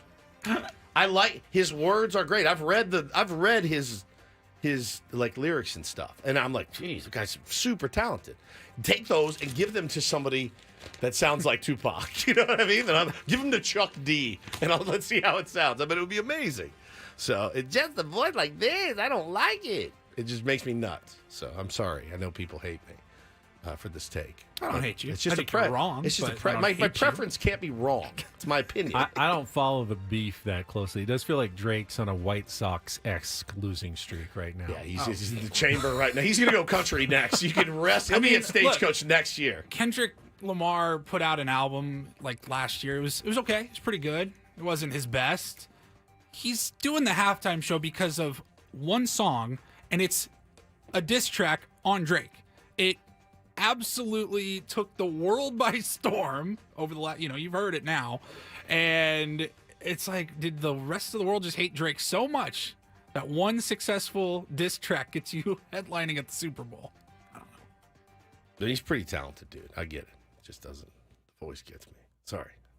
People are so mad at me right now. I'm sorry. That's how I feel. It's just how I feel. Ben is an old head. I think he says meant Kevin. Woods is an old head. I think we're both old No, heads, he just actually. put asterisk Woods. Yeah, I am. That's fine. I'm also an old head. I don't like how it sounds. You didn't grow up with that. No. I get it, man. It's the whole new generation. It's fine by me. Taylor was at the U.S. Open final with Travis and Patrick Mahomes yesterday. Yes, that's right. Cheering on another Taylor Fritz of San Diego, who lost to Yannick Sinner. What a Yeah, weekend what a great in weekend San we had. Diego Gee. sports. We haven't talked about the Aztecs yet either. That Not was really. Super You know what? fun I do one. have some thoughts. We can get to that. I want to talk a little bit more about the Padres before we go as well, and ultimately what the legacy of this season is going to be. That's coming up after a check of traffic here on 97.3 The Fan.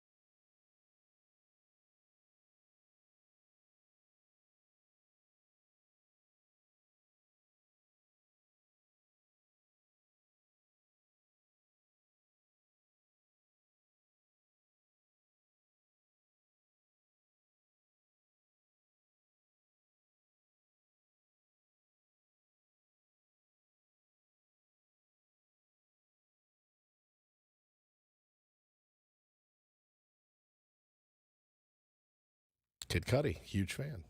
Huge fan. It's not that different. It's way different. It's way different? Yeah, it's way different.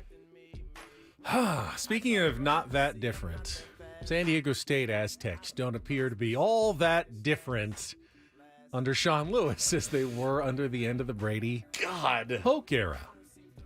And any new offense and new personnel going to take some time to adjust. The Aztecs remember that 6-0 loss to Nevada last year? That was the first shutout loss for the Aztecs in, I think it was 211 games.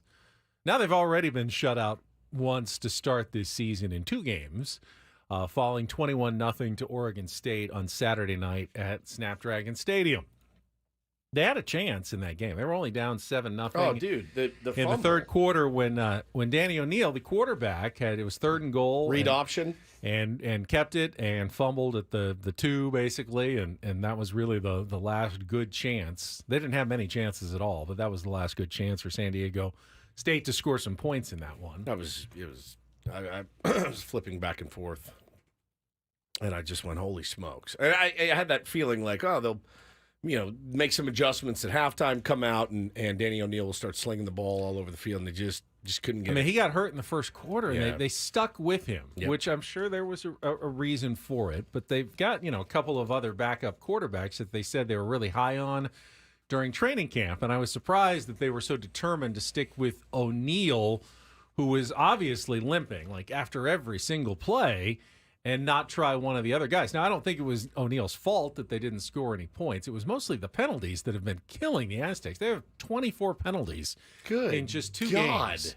Had 16 in the first game, had 7 in the first half of the last game. Every time Marquez Cooper, who's the running back, who had such a great first week, had like a good run, 16 yards, holding, 12 yards, holding. They could not pick up a first down because every time a flag came out. So it's been an undisciplined, somewhat disorganized looking start in the first couple of games under Sean Lewis. Yeah, just boring. Sounds like Aztec football. This is Aztec football. Defense kept you in it.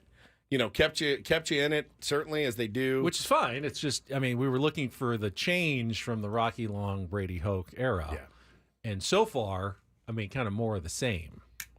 And unfortunately, I don't think Oregon State is a particularly good team. They were good last year. Mm-hmm. This year, with new coach and a lot of turnover, I was thinking that could be a game the Aztecs could win. Now, kind of a name. Yeah, like somewhat it's a name, but not an unbeatable opponent. Now they have to go to Cal. Oh. And while I thought Cal might be a beatable opponent, Cal went to Auburn and won this week. Yep. So I think the line that I saw already was like 15-point favorites for Cal, and I kind of like Cal. Feels pretty doable. Yeah. If San Diego State can't get their offense going, it's a recipe for a second straight loss here to open the season against at least FBS opponents. Yes. And again, I'm not ready to pass judgment on the Sean Lewis era. No, it's been 2 weeks. Of San Diego State football. I like the idea of the fast offense, like get up, snap the ball, get a team on their heels, but you have to execute. You have to execute the plays. Because if you don't, then you're just really going 3 and out really, really fast. Your defense is like, I will kill all of you out there. We are dying right now. Please, can you complete a pass? Can you get a first down? That they held them to 7 points until the fourth quarter, no doubt, based on the fact that their offense was never on the field. 100 yards he threw for, 114 or something. It's not a. It doesn't work if you don't have the right personnel to get it done, and the discipline, Ben, like you said, to not have so many penalties. So, yeah, man, it's more of the same. Now, they lost their starting left tackle to injury, Yep. and that was part of the offensive line troubles. They had to move a guy over and a new starter in, and that was certainly some of the holding penalties that they suffered. But, so far, a bit of an iffy start. Yeah, mixed bag, if you will. For San Diego. I wish it was more of a mixed bag. What was it? The second threw up half of the 45 first game, points in the last game or something. It was against an FCS opponent, and fair. Yeah. It's just Notre Dame lost in Northern Texas Illinois. I don't know what to What are you talking about? Yeah, I don't know what to say. I can't say anything about anybody. Right.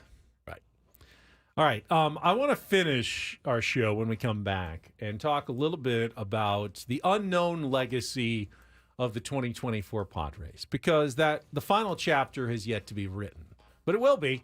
in the next 3 to 6 weeks or so, we will know the final legacy of this team. And my goodness, the range of outcomes is still pretty wide here. And I want to talk about that when we come back on San Diego's #1 sports station, 97.3 The Fan.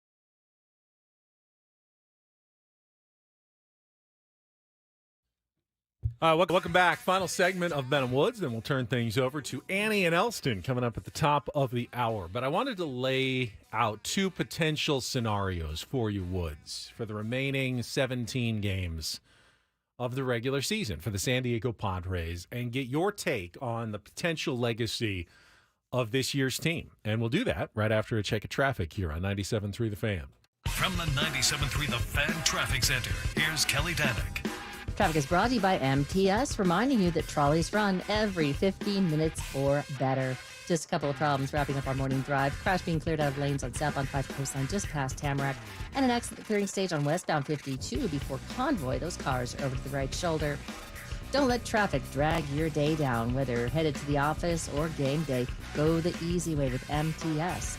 Trolleys run every 15 minutes or better throughout the day. Learn more and plan your trolley trip at sdmts.com. That's sdmts.com. I'm Kelly Danick with Ben and Woods, San Diego's #1 sports station, 97.3 The Fan. All right. First scenario is going to be pretty easy for you to analyze. Padres go 9-8 the remainder of the regular season, get to 90 wins, get a wild card spot, and then go on and have playoff success, maybe all the way to the World Series or even their first ever championship. There will be no doubt in anybody's mind that this was a massively successful season, maybe the most successful season in Padres history. A team expected to be maybe around 500, 81 wins, 83 wins, whatever. Outperformed expectations, got hot in October, and went all the way, or at least, maybe made the World Series. Clearly, that would be a great scenario. We're all signing up for that right now. Correct? Yep. All right, let me give you scenario 2. Padres go 9-8 the rest of the way, finish with 90 wins. However, the Braves sneak their way to 91 wins, whereas the Diamondbacks and Mets both also finish with 90 wins. And because of tiebreakers at the end of the season, the Padres missed the playoffs at 90 and 72 at the end of the season. Now, how do we feel about that year? Livid. Same season. Exact same season. Yeah, livid. Yeah, livid.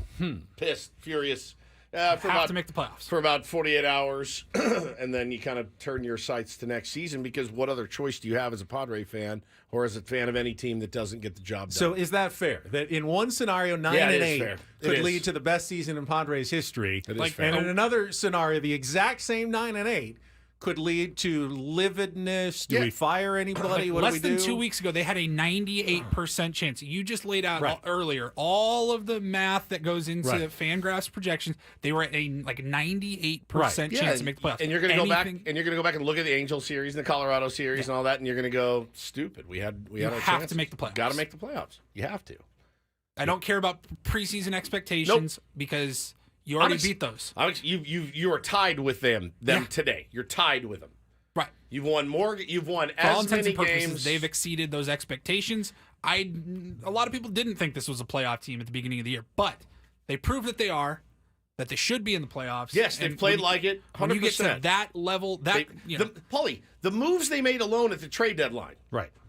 The capital that they gave up. Yep. You're in. Got to make it. I'm just saying that other than the 3 games against the Diamondbacks, they can't control what the other 3 teams do at this point. Right. But you can control what you do, and you can't lose a series to the Giants at home, and it just can't happen. But you can. And, well, you did. And everyone's going to. Right. And you can't avoid it either. You're going to lose, probably will lose at least one more series the West. I mean, I hope they don't, but they got 6 series left.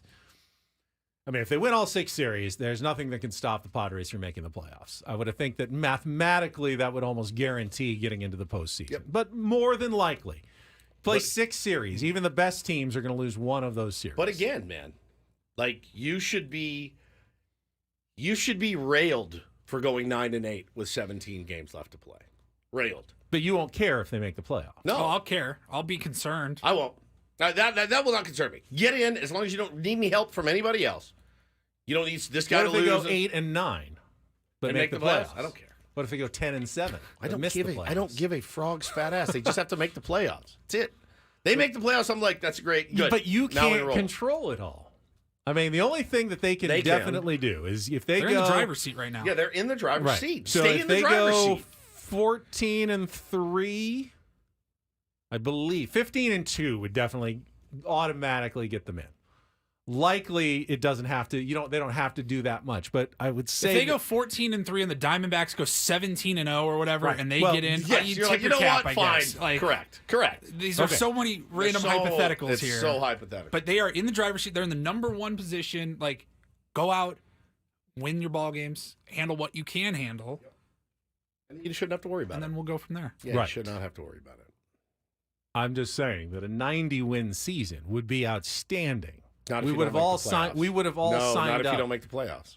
At the beginning of the season, if I had told you, I can't guarantee hate the this. playoffs, Can but we get will out you of here? take 90 wins? Is there You any would have clip said yes. you can play that's the best of? No, I wouldn't have.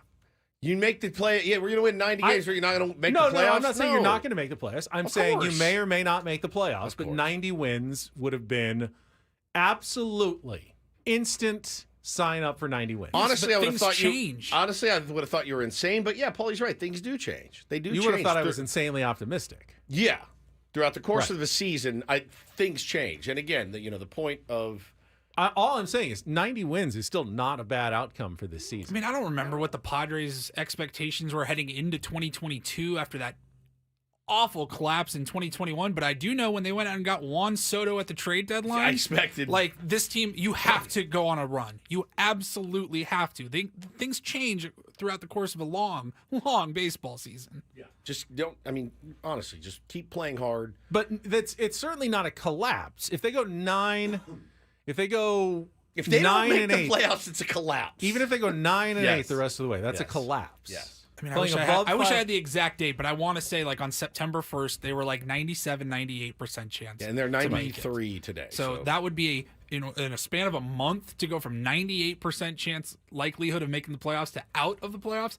Yeah, that'd be a collapse. Even if they did it with a winning record the rest of the way. Can you collapse? Can you play they had a winning record baseball last and year. collapse yeah, at the same time? you absolutely can. They didn't collapse at the end of last season. The collapse, the whole season was a collapse. Well, I mean, the whole season was bad, but they didn't collapse at the end of the year. 2021 was a collapse. They were way above 500, and then they played horribly. How about last year when they won 17 of 18, but were out of it? I still look at that as a massive collapse.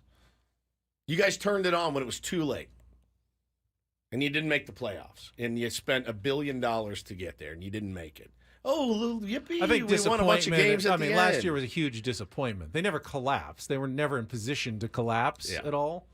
It was just a huge disappointment. You collapsed last by year. not. I just don't know how I could ever categorize this season as a major disappointment. If they don't, if they don't make the playoffs, if it's they a major go 2 disappointment. and 15 the rest of the way, Right. yeah, I'm going to be really disappointed and call that a major collapse. If We're they go fine. 9 We're and gonna be 8 and get to 90 wins, I'm going to have trouble. I'm going to be sad and disappointed, but I'm going to have trouble going. AJ Preller needs to go. Mike Schilt needs to go. I mean, they'll have done a really good job this year. Dub J says, I don't know if I could listen to Ben and Wood's show if they missed the playoffs. You wouldn't hear me because I'm not coming to work. I don't even know what to tell you. I don't know if I could get out of bed in the morning. It'd be awful. But no, if they don't make the playoffs, it's a collapse. Things change. And expectations change with the better that you play and the more committed your team is in going out and getting some of the bullets that they got. Yeah, things change. It would be bad. It would be very bad. Oh, it'd be bad. I have no doubt that it would be bad. Is it the kind of bad that has to come with consequences? Yeah. 98% chance to make it on September 1st. You don't make it? But part of that 98% chance is the expectation that when there's 3 other teams, 1 or 2 of them are probably not going to play that well. And they still might. And if all 3 of those teams play well and that's out of your control, that's not a collapse. That's a very odd circumstance, but it's not one that you can control. I'm not even up for chalking anything up to an odd circumstance this year. I'm not up for it. I don't have it in me. Padres can go 4-1 in their next 5, and one of those teams could go 0-5. Correct. And then it's like next week. This time next week, we're like, what were we even talking about? Yeah, we're fine. Crazy. Now it's just seeding. Yeah, But now you just worry about seeding. And where do you want to play? I mean, but I guess to answer your question, yeah, anything short of the playoffs. Short of the failure. it's a failure. It's a failure. Bad season. 100%. But that wasn't the case at the beginning of the year. Correct. Well, they didn't have a lot of the players they have now. That's true. So, yeah, it's a huge, huge. And they've Oh, played. trust me, if I knew you were going to have the Rookie of the Year and huge years from Michael King. Oh, we're also going to get Tanner Scott and Jason Adam. Then back in March, if I knew all of that. If I knew all that was coming. Expectations would have been higher. I mean, right now, I think they still have the best record since the All-Star They do. break. And if they finish 9-8, they may finish with the best record since the All-Star break. I'm so and ready you would for still call it a collapse. Yeah, if they don't make the playoffs, it's a collapse. Even if they have the best record in the second half of the season. Correct. That's not generally what you call a collapse. Hey, man, it's baseball. It's not generally what you call a collapse, but if you don't make the playoffs, it's a collapse. We're splitting hairs here. Collapse, disappointment, whatever you want to call it. Matthew says A.J. Preller should get fired regardless of what happens. Even if they win the World Series, he should still go. Now that I don't think I agree with that. I think you get the chip, man. It gets you a few more years for sure. That would be an odd thing. Yes, we have announced that we are having our World Series parade, and A.J. Preller has been fired. You have to put me in a straitjacket if they don't make the playoffs, just so you know. Yeah. I mean, it could definitely happen. Yeah. It's 92 is not 100. Why are we spinning everybody out today after two losses? I'm not trying to the spin Giants? Everyone's like, everybody. dude, I have anxiety now. You guys are killing me. Stay positive. They're going to be fine. They're going to make the playoffs. There's no reason they shouldn't. Nope. A good team. Fully believe that. I do too. I also know I can't control, and they can't control what the Mets or the Braves or the Diamondbacks do. They can't control what they do. Yeah. Chris says, I'm going to collapse if Ben doesn't stop this. Yeah. George says, they won 90 in 2010, didn't make it. 90 wins isn't a successful season without That was 100%. before they had 3 wild cards. That's true. Which is different. Now, there's been Hey, Ben and Woods, I'm more than capable of creating my own anxieties. Can Ben stop helping? Okay, thanks. Love you. Bye. I mean, there were back in the day where you had teams that would win 100 games and not make the playoffs because they didn't have any wild cards at all. Yeah, I'm not too worried about it. I wasn't. The Dodgers won 106 games and didn't win the division a couple of years ago. Yeah. When the It's Giants they made the playoffs. They did make the playoffs. It's pretty clear cut for me. Like, you got to make the playoffs. You have to make the playoffs. It's pretty now, clear how cut for far- me that we should ball gag him for the rest of the show Put on today the and gimp maybe mask. tomorrow. Now- and the worst is, there's no game tonight. So now you get to sit and noodle this around for another 24, 36 hours. Tomorrow he's going to be like, I'm pretty sold that we're not making the playoffs, and here's why. I'm not sold that they're not making the playoffs. I still believe they're going to make the playoffs. I'm just preparing everybody for every possible Don't. eventuality. All right. Hey, also today, if you're walking outside, a safe could fall off of a building and crush your skull. It could happen. Be prepared for that. Of course, expect the worst. Whatever. Anything I can mean, happen. it's possible the Padres could go 4-13 and still make the It's playoffs true. because the Mets also go 4-13 the rest of the way. I need to sage this entire studio. There's lots of possibilities left, and the Padres are in the best situation of the 4 remaining wild card contenders. My blood pressure did for the shoot 3 up. spots. It did shoot up.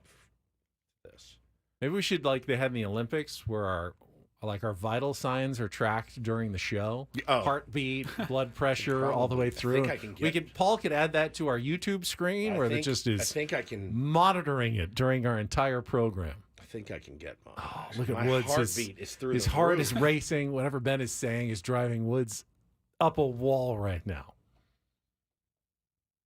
I think I can get mine. I'm going to look for it, but go ahead. Keep talking more about how we won't make the playoffs. Zen is confused by this conversation. Yeah, I'm it a sucks. little confused as well. What's confusing about it? I'm simply My laying. heart rate is 90 right now. Is that bad or good? It's not great. Yeah, it's not. And it's You certainly- spiking. You're not Michael Phelps. It's your, slow beat heart rate. I usually roll about 72 beats per minute. It says Yeah. I'm at 90 right now. That's good, dude. I'm at 55. Please don't do 55. Are you alive? Paulie, you're like an dead man. Olympic world-class athlete over here. Paulie was Nope, showing. that was earlier. Paulie was Oh. showing me how he got dotted 76. by a Paulie got fastball dotted yesterday right in the yesterday in the back. Tier 1 game. Kind of underneath his side, like side of the Up rib here. cage. Never Yeah, feels it's like good. If my arm, if I I just mean, relax, my arm he like was rubs up against he was it. showing me where it was, and like I touched that, and it hurts just touching it, even when it's not injured. That's like a spot that is like bad. Okay, Cheeks, a get segment hit. where Woods has a live heart rate monitor. Ben tries to get as high as he can with these comments. You just wear me out. I'm just sitting here like, "Ugh." And then you'd get the segment where Woods has a live heart attack on the air. Oh, man. Let's kill Woods. Yeah, coming up tomorrow, Woods dies on the show. Actually, we do have an interesting one tomorrow. Okay. Yeah. An interesting interview. And Paulie asked me if we want to do it, and I said, yeah, absolutely we want to do it. So if you guys watch, it's going to be on, what, Paulie, FX? FX, Hulu. So we all saw the O.J. Simpson dramatization, right, with Ross from Friends as Bob Kardashian, Cuba Gooding Jr. as O.J. Well, they did it again, but they did it for the Aaron Hernandez story. And I thought, all right, that story's been told, there's a couple documentaries that are pretty good. They sent me an advanced screener, and I couldn't turn this thing off, dude. It's very exciting to get an advanced screener, like you're some Oscar fancy voter or something. Yeah. Well, they had my name right in the middle, so I'm watching it, and it says Stephen Woods in very light, but you can see it Like on the screen. A watermark. So they know if it gets out who sent leaked it. So it's really, really, really well done. And the guy that plays Aaron Hernandez, Do we know his what's name? his name? Yeah, his name is Josh Rivera. Josh Rivera.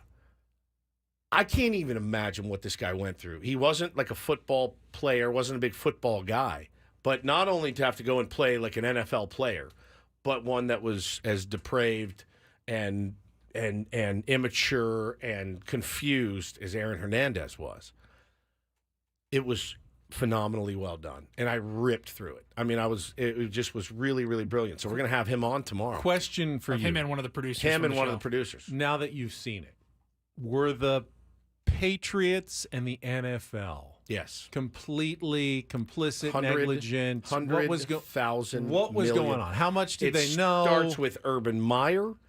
It goes to, and the guy that plays Urban Meyer, as much as you hate Urban Meyer, you'll hate the guy that plays him as much. How do they let him on that Fox pregame show? Does anyone like Urban Meyer? How does that happen? I don't know. Dude, I'm telling you, you will watch this and go, this was phenomenal. So I watched it. It's great. Urban Meyer makes Nick Saban look like Mr. Charm and likable. 100%.